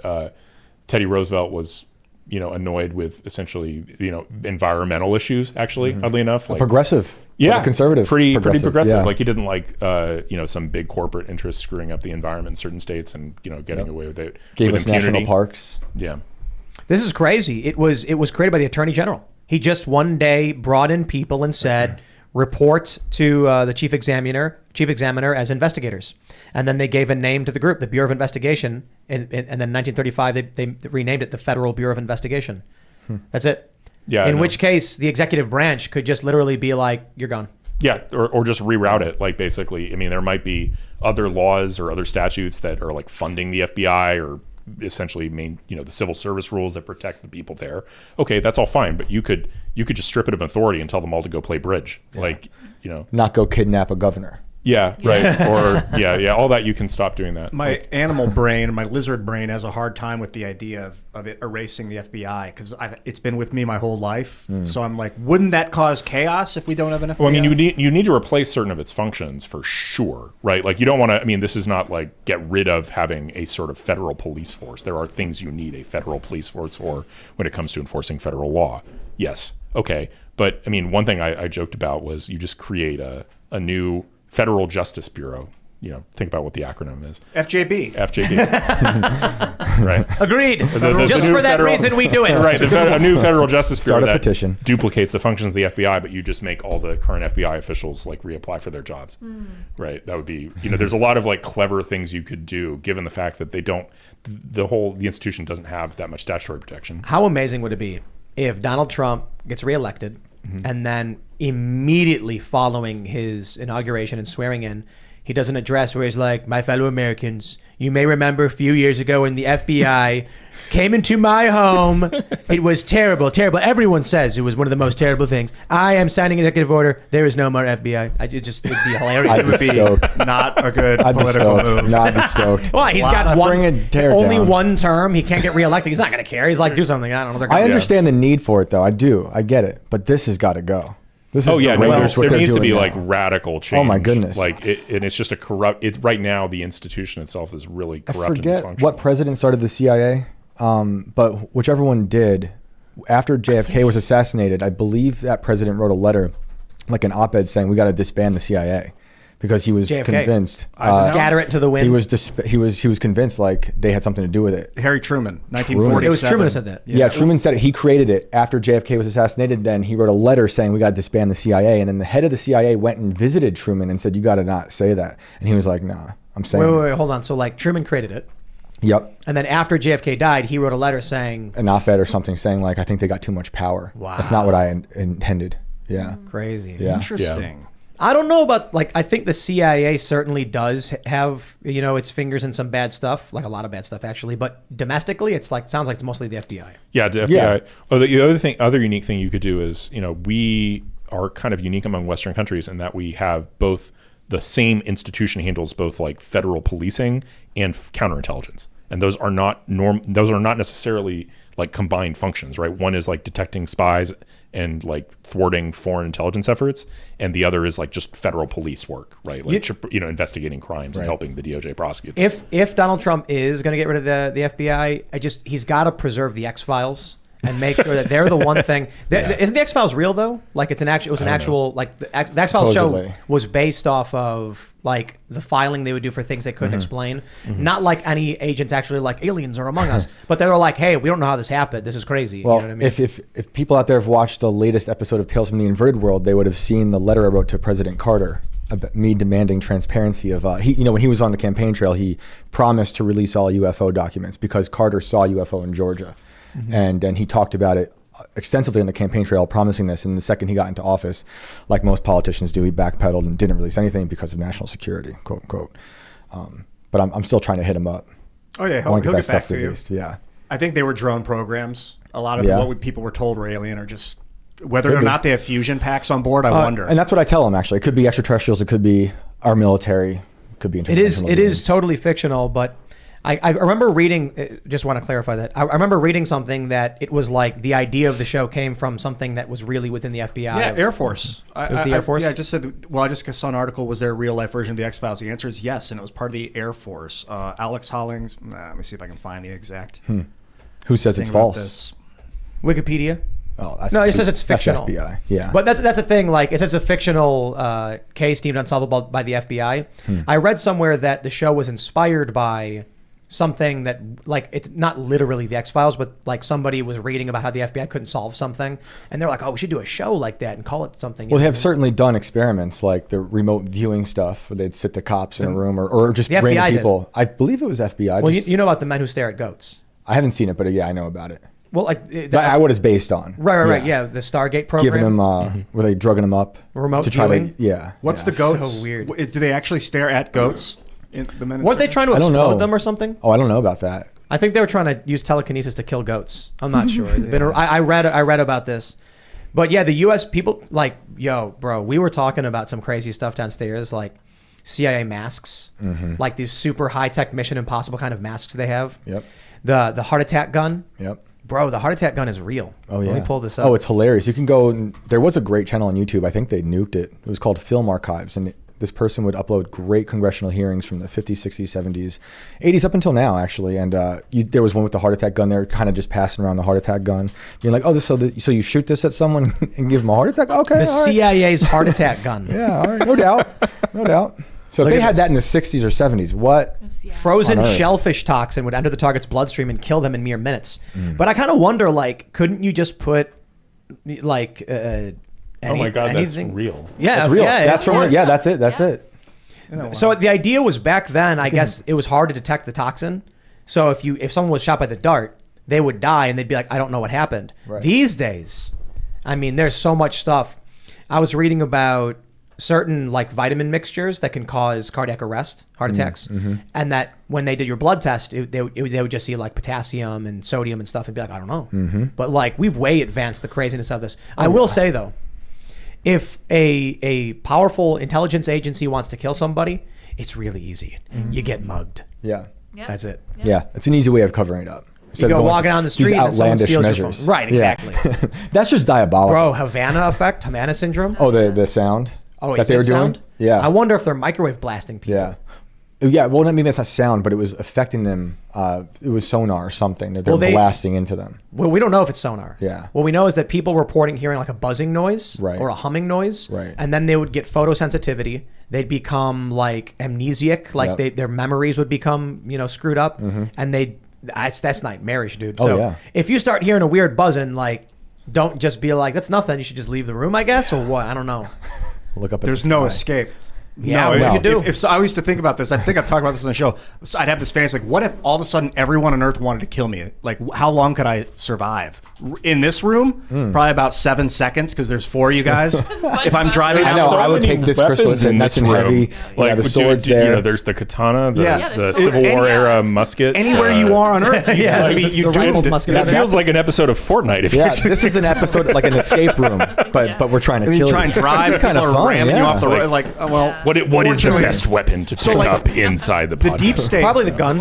So we're talking about like He's got to load it though. I'd take a guitar. I think their purpose is to maintain stability. The meteorite ultimately. katana is pretty good, though. And if they think that you're a threat to stability, then they'll start to take an eye on you. But if they think that you're helping them provide stability to the people of Earth, is that the plan? Dude, they will get you no matter what, even if you're an innocent bystander. I just think of when Hillary Clinton apologized to everyone for back in the day when we dosed people in Guatemala with syphilis. Just random people.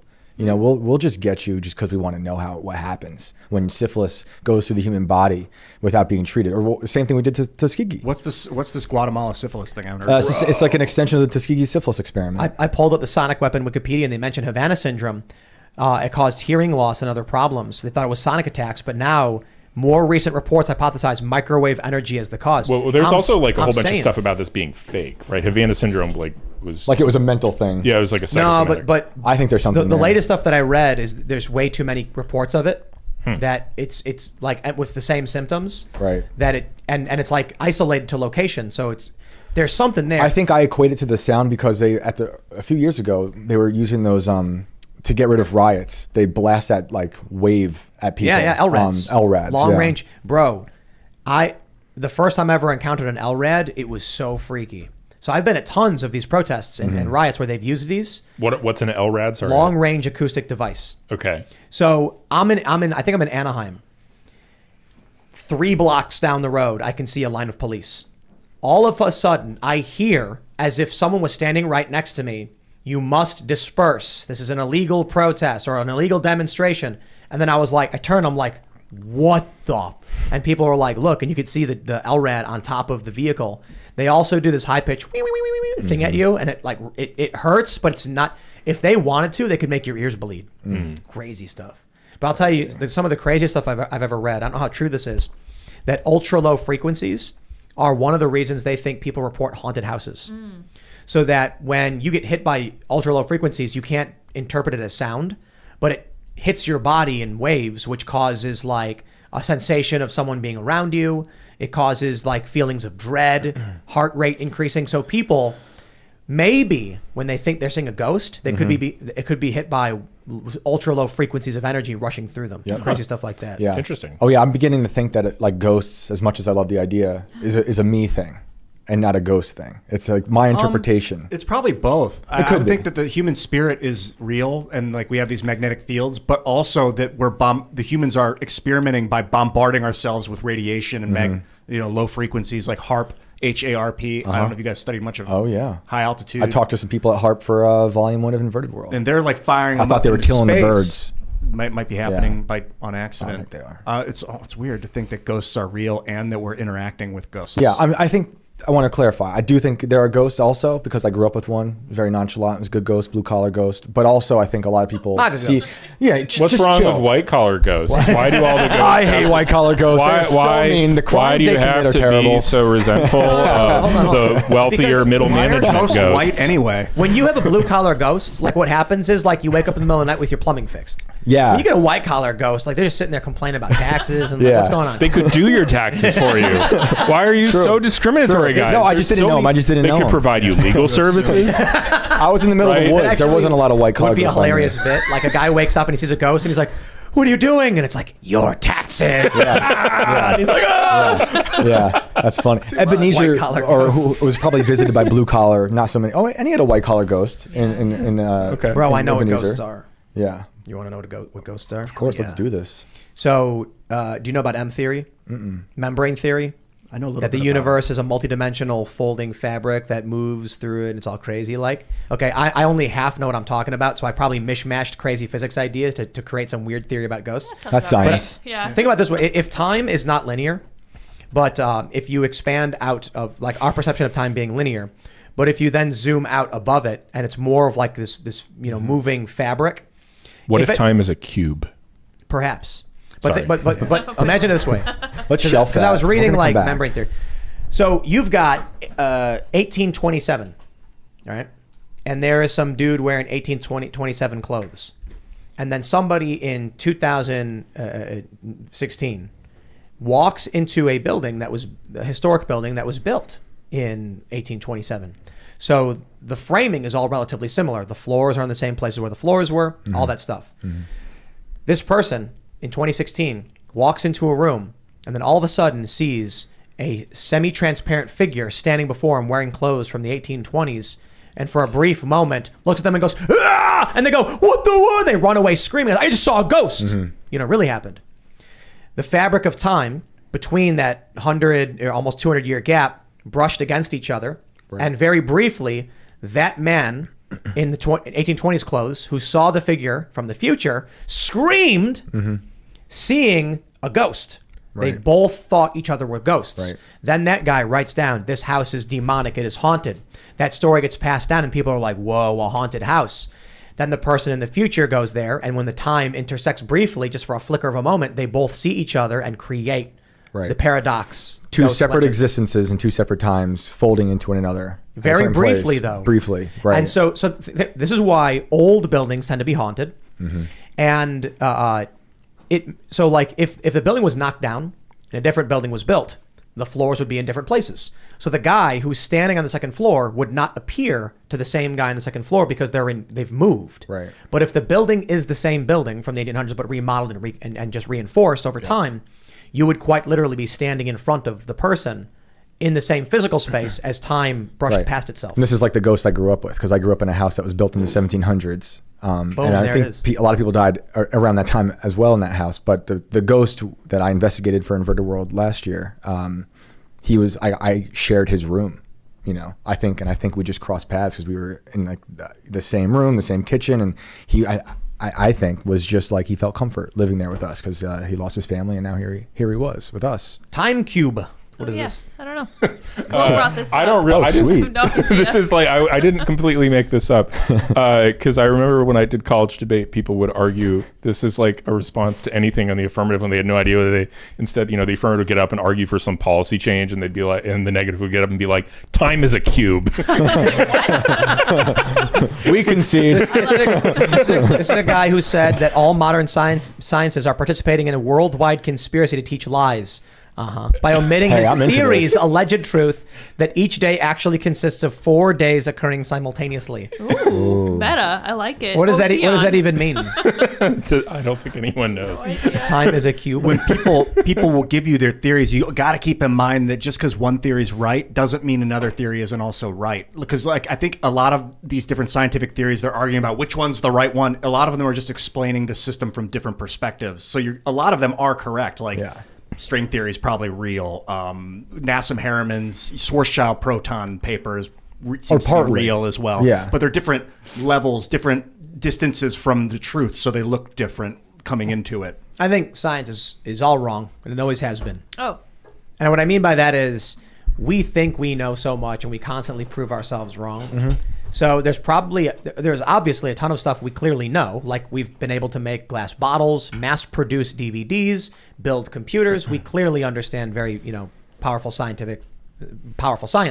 But when it comes to the abstract and the theoretical stuff, we probably are getting almost all of it wrong. Well, I mean, I don't know. I would say science is the whole art of knowing. Essentially, all science does is disprove things. Yeah. The scientific method. Right. This is basic, like Karl Popper and like what is a scientific statement. The idea is that science doesn't actually say anything is true. Well, so you guys want to know the secret to reality is that we shape it through our observation. I learned that from watching a documentary called The Secret. All rich people know this. And the way it really works is you decide what's true, and then find evidence to back it up, and then assert it as truth. that. And that's Yeah. how you successfully become a leftist. Nice. Yeah, that makes sense to me. You can see the future. That's how you I know collapse that. a city. Yeah. When if a baseball's flying towards you, the light reflecting off the baseball hits your eye before the baseball gets there, so you see it before it is there. You start to anticipate. That's Except the possibility your brain of doesn't anticipation. process the information fast enough. Well, we perceive it as anticipation, so you know where it's gonna be, but you're actually seeing it before it gets there, and it's like 0.08 seconds. You know, you Right. can see into the future 0.08 seconds. So I think when people have like, we ever go to talk to someone and you have like, you get afraid right before you say it, then they react to the fear, or if you're like brave right before you say it, they react to the bravery. Yep. That's how Ozymandias caught the bullet when Silk Spectre 2 fired at him in his Antarctic laboratory. He saw Saw the the light future. faster. He hit it and caught it in his hand, and that's how he survived. I think you're right about ghosts being trapped to locations, because there's this phantom DNA experiment where they'll put DNA inside of a vacuum, bombard it with photons, and the photons start to spin around the DNA as if it's there with it. Then they remove the DNA from the vacuum. The photons stay there as if the DNA was still there for like 2 weeks. The photons will stay there and rotate. And I wonder if that's just like an example of how long a ghost or a piece of energy could be bound to a spot. Yeah. And like bones, I think time is a cube. bones in a graveyard. Yeah. I think that bones in a graveyard are like an anchor for energy like that, like ghost energy. I think, the reality is that there's a conspiracy Yes. to use fluoride to calcify our third eye. It's true. Because humans do have the ability to shape reality, but the global elites don't want the peasants to be able to. Yes. Don't they get me put- started on our third they- world water system. It really is Friday Turning us night, into isn't zombies. it? Yeah, exactly. No, so I think you're right, this dude. is a real conspiracy theory that so the double slit experiment we've talked about before, and then there was another one someone brought up that was even crazier. But you guys are familiar with the double slit experiment, right? No. It's I'll try to simplify it. They take like a metal sheet, they put a slit in it, they fired electrons, and they got a particle pattern. Like Okay. then they did 2 slits and they fired electrons and they got a wave pattern. And so they're like, okay, that's weird. Why are we getting a wave pattern? It should be a particle pattern. Let's measure which slit each electron is going through.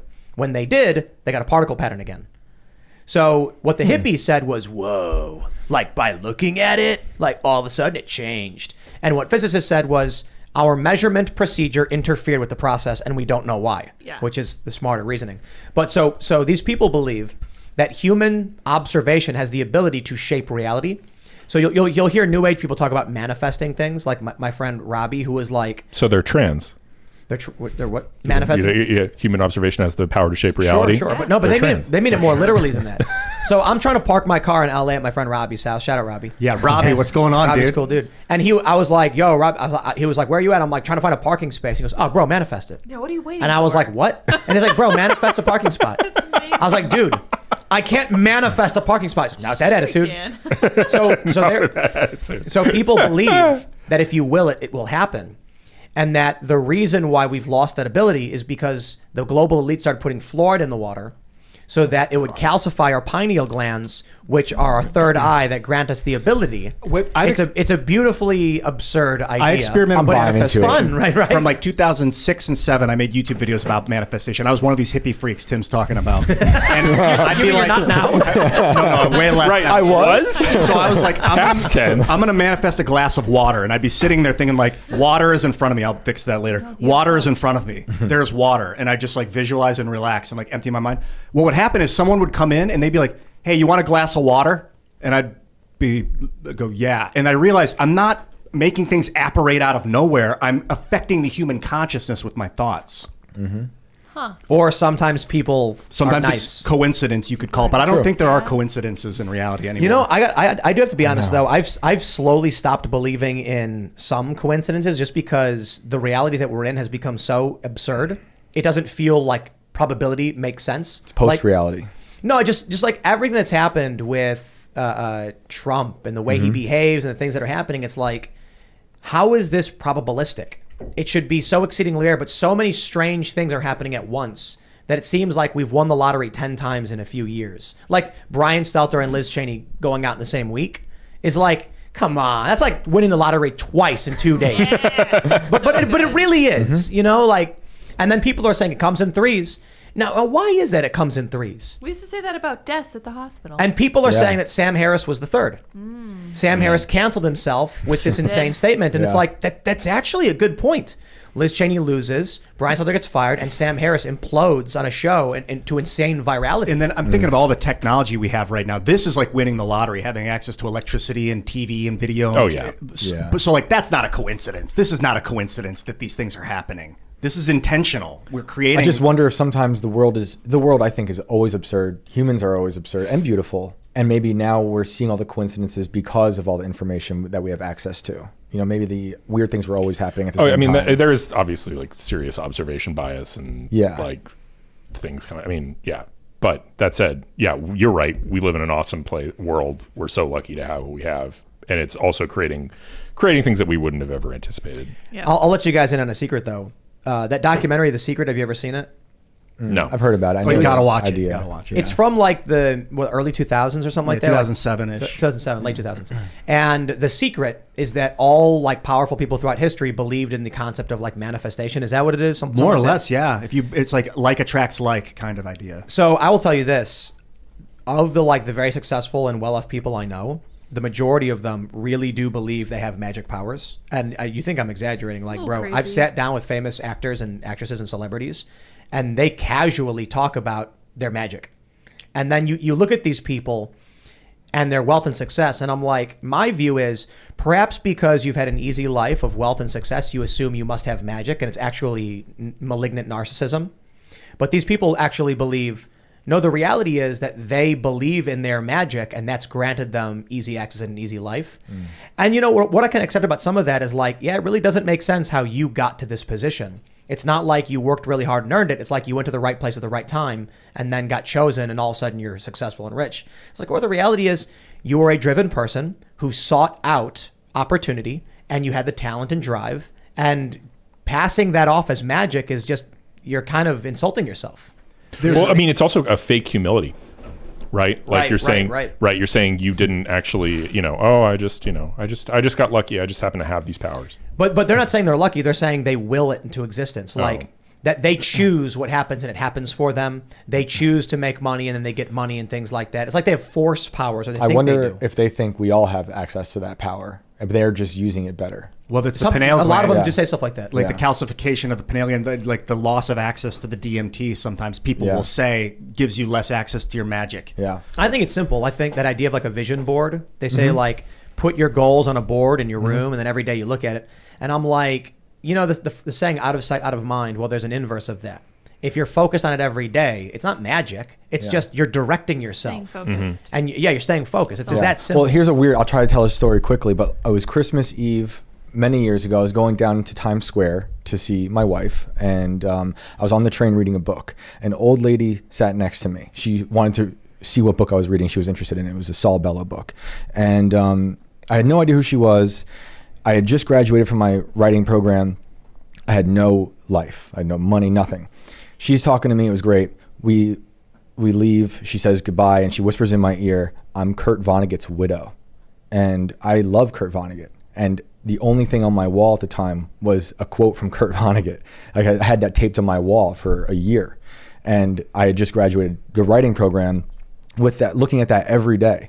And I just so happened to be on the train, something I never did really all that much because I was upstate to see my family. I was like, what are the odds that I had just graduated this program thinking of Vonnegut this whole time, and then his ex-wife is sitting next to me? I've had so much stuff in my life that's just been like that. It's bizarre. That it makes you, I think for a lot of people, if you haven't experienced that, then you're less likely to be faithful or religious in some capacity. Yeah. But for people, this is the funny thing. Like I talk to people who are like really not religious and they never have stories like that. I ask them about it. And then you meet someone who's religious and they'll tell you about serendipity or like these magical moments in their lives that they feel is like outside of probability. And so it makes them believe that we were experiencing something great or something more constructive. Yeah. Whatever it was, maybe it was magic, maybe it was just coincidence, but I cried. And when she left, I was like, holy crap. And I used that as like a symbol for me to be like, I'm on some kind of right path. I think people are like, I guess you call them pattern recognition machines. Yeah. And when Yes. you're thinking something, your brain activity is creating a neural pattern. Yeah. Whether or the 'Cause you're eyes might not hyper-aware. perceive it, but her brain is perceiving it. Whether or Yeah. not you can see it, Yeah. I don't think. And then I got to go to her house. I saw where Vonnegut wrote. Like I became friends with her. You know, I'm still talking to her, and like I got to see his desk. I got to see all this stuff. So it was like it blew my mind. We got to go to Super Chats. We're a little behind. If you haven't already, would you kindly smash that like button? Subscribe to this channel. Head over to timcast.com. Become a member. So, if you want to check out all the shows we're launching. Of course, you want to check out Tales from the Inverted World Season 2. And we got a bunch of stuff happening in that area because obviously we love talking about pop culture. Check out Pop Culture Crisis. We love talking about weird and wild, like Tales from the Inverted World and the news. We hit all 3 of those points today, which is great because those are the shows we have. Kardashians, CIA. More of this. Right. Friday nights, man. I love that. You're like, it really is Friday night, isn't it? Time is a cube.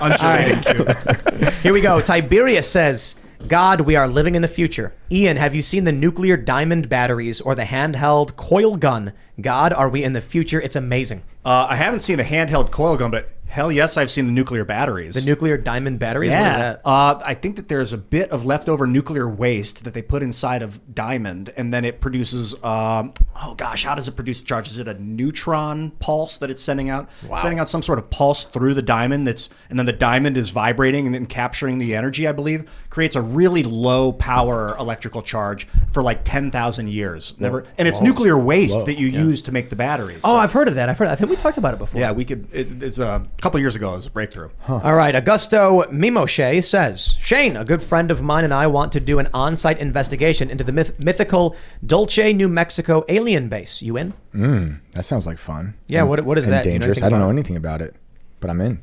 It's really cool how like people have submitted weird like ghost stories to Shane, and now you're lining up these investigations. Yeah.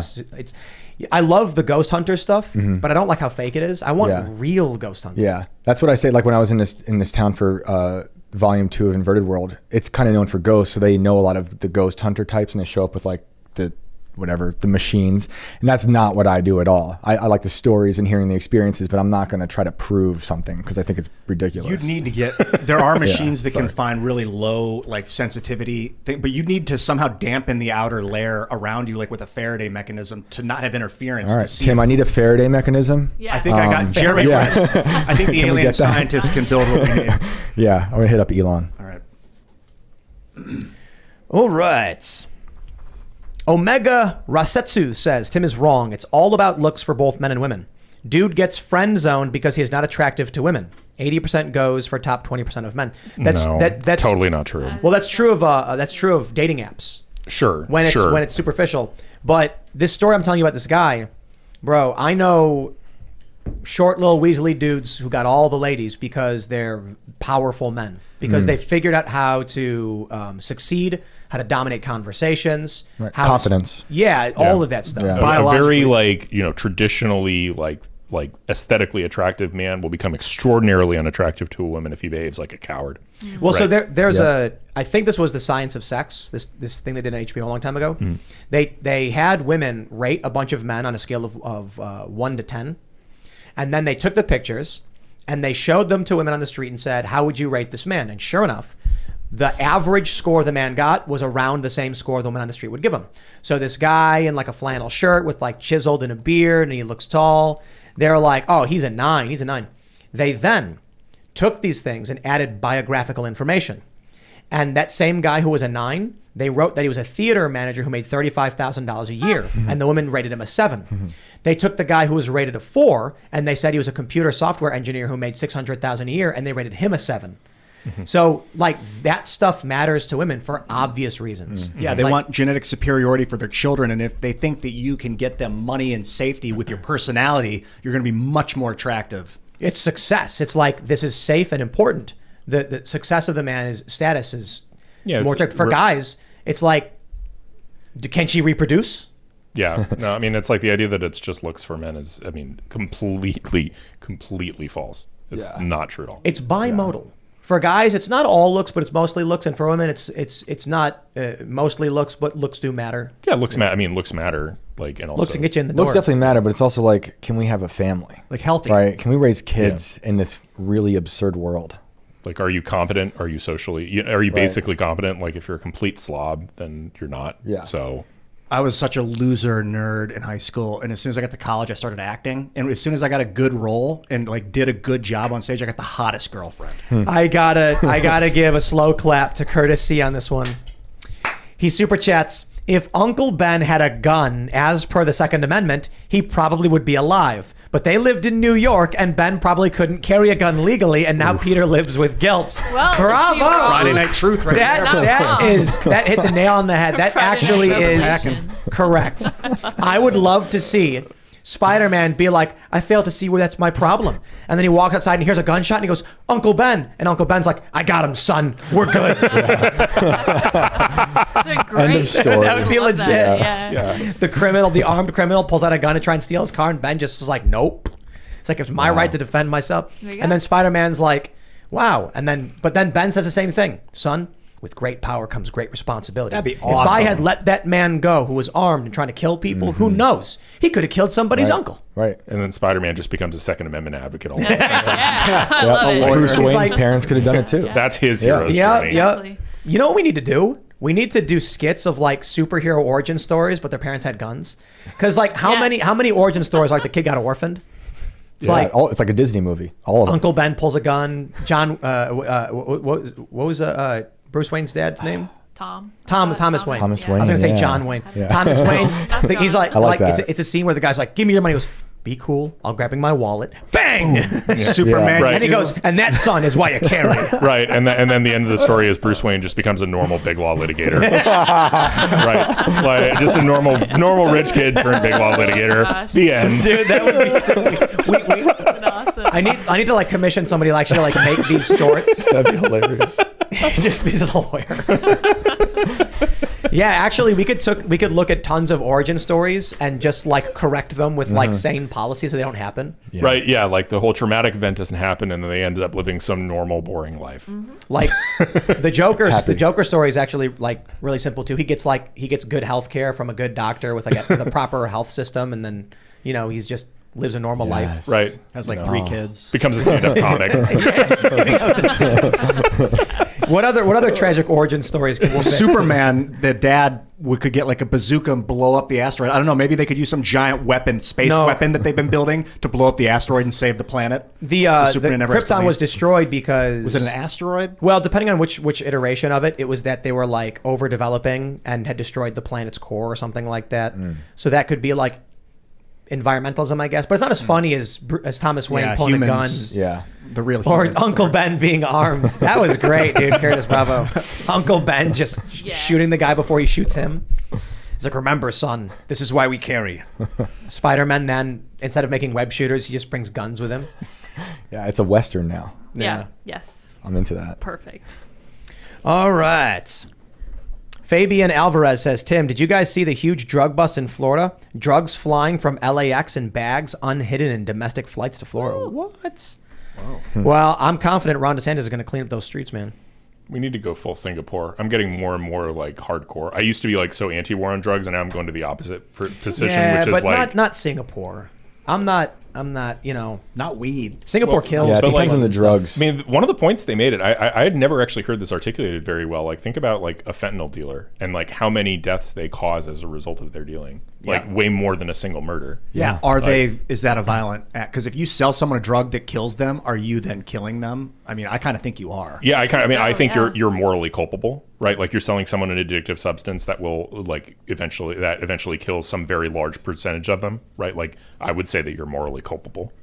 Right? Yeah, with And fentanyl for sure. With and so that's the position of Singapore. They're like, and unless we are this draconian, otherwise we have mass drug use. It's just Do they draw the line at certain drugs? Are they like it's how do like they define different. drugs? I mean, basically, it's the death penalty for certain trafficking amounts, right? Like above a certain amount, it's a trafficking amount, and that's the death penalty. What's the amount? Do you know? Depends on the drug, right? Yeah. Oh, Like, yeah. Fentanyl's probably very small right. now. For heroin, it's like extremely small. Right. Yeah. Like they're just, and they just have, I mean, I think that it makes more moral sense from Singapore's perspective. They're a small country, and they just have warnings. Like when you come into Singapore, they're like, we have the death penalty for drug trafficking. Yeah. Don't even think Don't about even it. try it. Yeah. Right. Yeah. Selena Kyle, that's Catwoman, isn't it? Yeah. Says, speaking of Kardashians just amassing wealth and not doing enough, what's enough? Kim is working on getting men out of prison, willing to meet up with Trump to advocate for her cause, and went to law school. Is that enough? I Yes. respect it. I totally Yeah. agree. Yeah. Mad Totally love. Yeah, I agree. wasn't Mad saying. respect. I should clarify in case it came off. In case I did say that, I'm not saying she wasn't.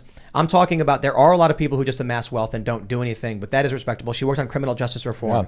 Yeah. Rideshare programs, I think. When people were getting out of jail, she was hooking up a program for them to get car rides to job interviews. Oh, cool. You know, That's also awesome. Yeah. Yeah. But I will stress too, like, maybe it's better that some people don't do anything, because otherwise you get like a Mackenzie Bezos who puts $2 billion into wokeness. Yeah, some people should just take their money and spend it on rich people things. Yeah. Like their judgment Like as to CRT. what is a good cause is just not good enough. Yeah. Let's see what we got. KC91 says, hey guys from Australia, love all your work and listen every day while I'm working. Keep it up. Ian, you always make me look at things from a different angle, even if I don't agree. That's it. Perfect. You won. But the danger is always doing it. You got to find balance. Sometimes you want to look at it straight ahead. Yeah. It's easy to dance off the cliff of sanity sometimes. Yeah, being too Not saying you open-minded have, and your brain will but fall I'm out. getting there. I say. Gem R says, in the internet age, we're going to have to be more accepting.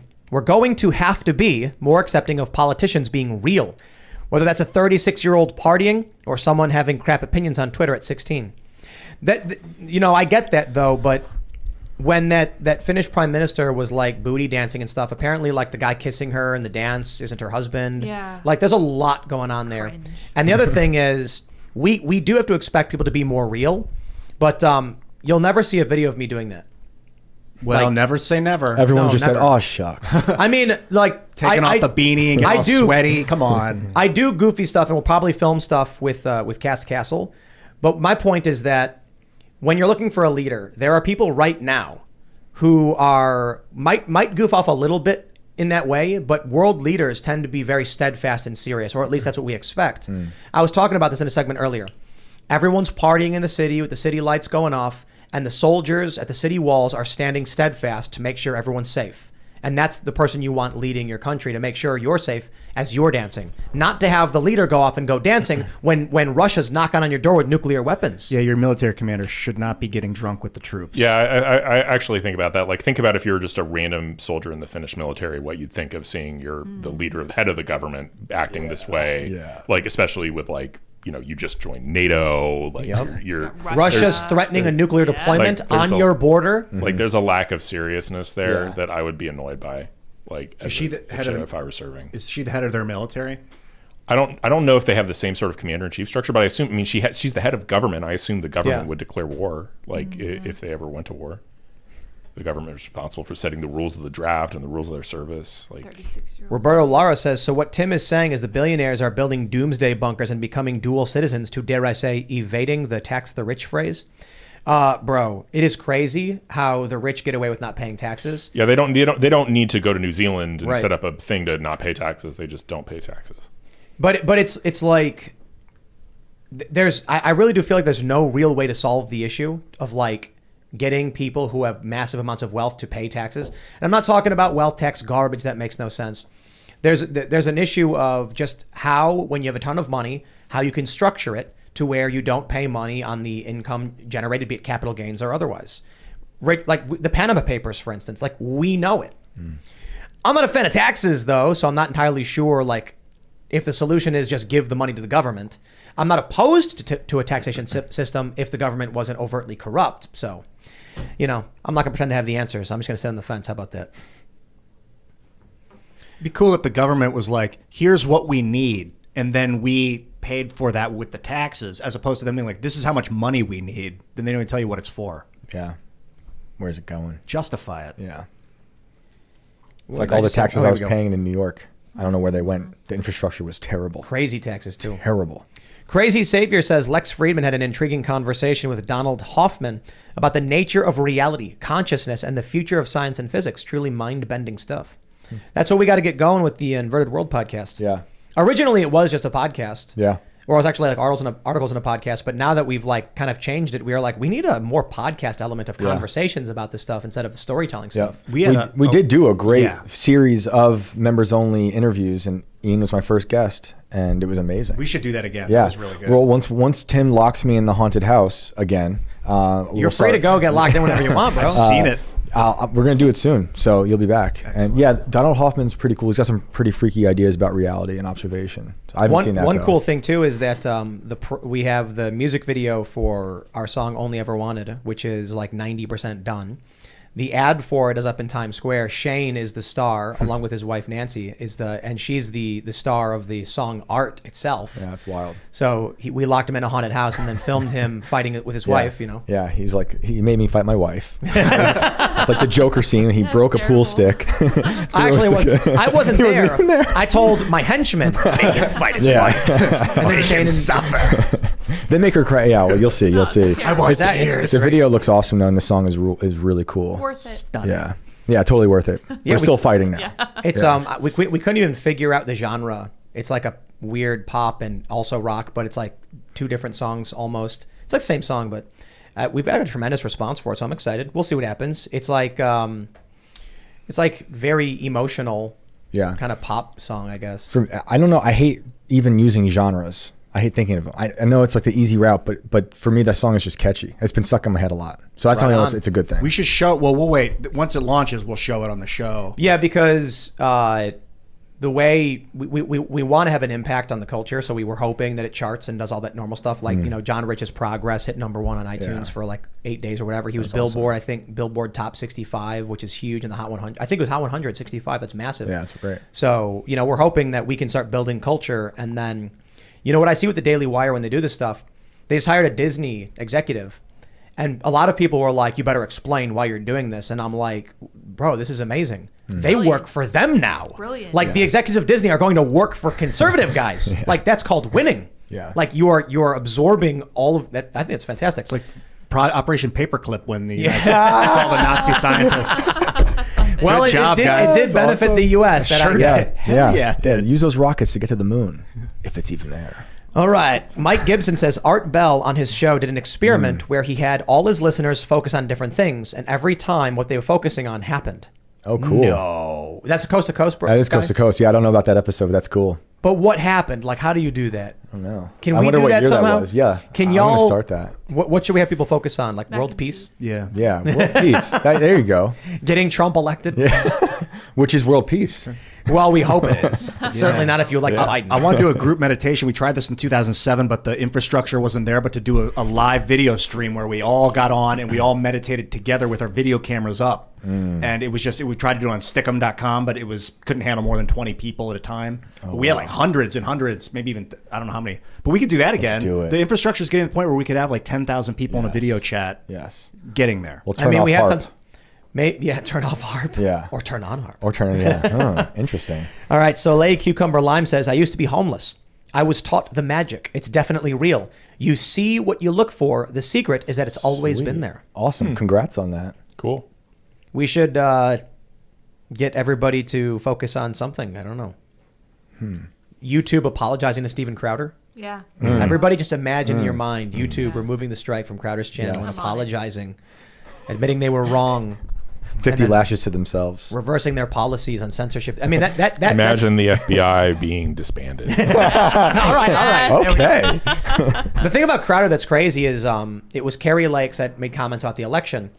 She's the GOP primary candidate for governor. What she says is of paramount importance to this election, and they took it down. What? So I imagine, I didn't see the episode, but that Steve just didn't push back. I don't know. It's just if you make the claims or whatever, I guess. If someone makes a claim like that, you got to push back on it on TV. Otherwise, YouTube's like, they're promoting it, and you're like, no. But what she said wasn't even about Trump. She was talking about Arizona's. I don't know exactly what was said, but that's either way. It shouldn't matter. Nope. Someone who is going to potentially be the governor, is saying things. I'll tell you this. If the fear is those ideas would hurt Republicans, then YouTube's helping Republicans, I guess, because now the moderates aren't going to be hearing those things, and the Democrats will struggle to use it as a weapon. All right, Sleep is the cousin of death says, good things happen to me equals magic, aka narcissism. But I'll go one step further. They weren't just saying all these good things happen to me, it must be magic. They were saying I have chosen for a thing to happen to me, and it did. With acting, you notice it in the entertainment industry a lot. It's more sensitive because your mood when you go into the audition is a big part of whether or not you get the role. And if you believe you're going to get it, and you have that confidence and friendliness to you, they love you and they want you there. Mm-hmm. Yep. Ivan Ortiz says, Tim, you didn't hear it from me, but it seems Ghost Girl is a Fed who opposes returning carts when she shops. She failed the test. So that's Mary Morgan, co-host of Pop Culture Crisis. So the trick is whenever you're going to hire someone, What you do is you invite them out to hang out, to meet everybody, and then you say, we're going to run to the grocery store and pick up some drinks and, some soda and some pizzas maybe. And then when you go, you bring the shopping cart, unload it, and then you wait to see if they put it back. And if they don't, you don't hire them. It's a great test. That's I always return the cart. Yeah. But I ride on, I run, and I jump on it and ride it. Yeah, it's a fun. little fun. We were talking about this once with someone we were looking to hire, like as a joke, not seriously doing it. And then with as we were walking to the car and joking, oh yeah, I remember the thing about the shopping cart. And then the dude actually just returned the shopping cart. We all started laughing because we were we weren't seriously considering doing that. But I will say though, that actually is a good test. Is this person willing to do a little bit extra without reward because it's the right thing to do? I think about that picking up garbage too. If you're walking down the street and you see a wrapper, just pick it up. I actually talked about this in another interview a few years ago because I'm always thinking about I always return the cart, and then I got some backlash from mothers who say when they're in the parking lot and they feel a little uncomfortable sometimes to keep their kids safe from whatever nefarious things might be in their periphery, they just leave the cart wherever. Well, sometimes I grab a couple other carts and I'll return 3 of them. Dang. So you're making up for those. Go above and beyond. I like that. Yeah. They should pay you that. Those that cannot do, I will do for them. Anonymous Steve says, Tim, thank you kindly, Bioshock vibes. That's literally why I say, would you kindly? Because I'm commanding you to do it. So I guess the people who know Bioshock, when I say, would you kindly smash the like button? Oh, funny. I'm trying to force you to do it. You're manifesting it. Hulk smash. Do you guys know the reference to smashed Bioshock? the like button. I didn't watch it. It was a video game. Oh, okay. I thought it was a cartoon. It's based off of it's the art and ideas of Ayn Rand into this kind of game. Okay. It's such a masterpiece. You really should play. Have you seen it? Which game? Bioshock. Oh, I've heard it. Yeah, I've heard of it. So it's a city built underwater called Rapture, and it's objectivist society basically. It's just amazing. But it's a very, very old game, so spoiler alert for whatever reason. But throughout the game, there's a guy talking to you over a communications device, and he says, would you kindly, whenever the game shifts to the player loses control, he's like, would you kindly pull that lever for me and things like that, where you have to do it. And it's because you're mind controlled. When he says, would you kindly, it's a command that forces you to do it. So when I say, would you kindly smash the like button, it's mind control. Yeah, right. It's a gag. I mean, most people don't know the reference. Wouldn't think twice. All right, we'll just grab a couple more of these super chats if it's working, because YouTube keeps crashing on us, and I don't know why. I do the manifestation where I'll be like, you subscribe to the channel. You liked it. You liked the video as well. And then you just let it roll. Check this out. Le Courrier des Bois says, Tim, previously you were talking about Book It and how you got ads without searching for it. I never did either, and the day after watching your show, I started getting Book It ads like you did. Love y'all from Quebec. So you remember Book It from Pizza Hut? Not pizza, but you in school you get the little Book It wheel, and if you read the book, you get a free donut and you get a pizza. You don't remember this? No, it was a reading thing. thing. Maybe so, didn't happen. Jack talks about Pizza Hut nationalism, and we were talking about how they had the Book It program, where if you finished the book report, you got a wheel and had coupons on it. And then my parents drove me to Dunkin' Donuts. I got a free donut. We go to Pizza Hut. You get the free personal pizza. And then the next day, it was Pandora, actually. I was playing music when I was skating, and an ad popped up, and in big blue letters it said, Book It. And I was like, what? Book It doesn't exist anymore. Or at least as far as I know, it doesn't. And this ad was for a travel company that said, Book It. I'm like, whatever is spying on me didn't understand what Book It was and assumed it was a travel thing. It tried. Yeah. Unless, people think our devices are spying on us. Some have said it's just the algorithm predicting our behavior. Or it could be that we live in a simulation. And your reality is constructed by what you think and see. And that's right. So ladies and gentlemen, would you kindly smash that like button? Subscribe to this channel. Would you kindly share the show with your friends? And would you kindly become a member at timcast.com to support our work and check out all of our shows? It's been a fun Friday night. You can follow the show at Timcast IRL. You can follow me personally at Timcast. Will, do you want to shout anything out? Other than my Twitter, I'm at Will Chamberlain on Twitter. That's where most of my content's going right now. Also, follow the Article 3 Project and the Internet Accountability Project. Article 3 is doing a bunch of good stuff. Mike Davis, the guy who runs Article 3, is doing great commentary on the FBI raids and their illegality. So, really good stuff. Awesome. I am Shane Cashman everywhere, Instagram, Twitter, and you can follow Tales from the Inverted World. We got the first 2 episodes of Ghosts of the Civil War up on YouTube, and first episode's on our Facebook at Tales from the Inverted World, and the rest is on Timcast.com. We're on episode 7 right now, and it's a blast. I'm really proud of our team. They're killing it, and looking forward to the next volume, which I've already started. This is like we need to get the mobile apps, and I know this is the big hurdle for us. Because we've been talking with some OTT developers about, we've got hit up by a bunch of people have hit us up about making the app. This is the best show for when you're like driving home late at night or you're on a road trip and you just play every episode and it's just like. Yeah, that was like one of the best comments we've gotten. It was like someone drove from like LA to Vegas listening to Inverted World. I was like, that's amazing. But this is what I was thinking when I was like, we got to do something like this, because I remember when I went on a road trip. That's all I want to do is play ghost stories. Yeah. Call-in shows, like, stuff like that. Yep. I was like, we need something like that. Yeah. No, it's been exciting. Now we It was got great. it. I'm really proud of this season, and I'm looking forward to doing the next podcast. Well, I'm Yeah, Ian talking all Crosland. y'all. Sorry. No, hey, don't even worry, Shane. I'm more excited about the Tales from the Inverted World. Yeah, and dude. working on it with you. Yeah, no, that was fun.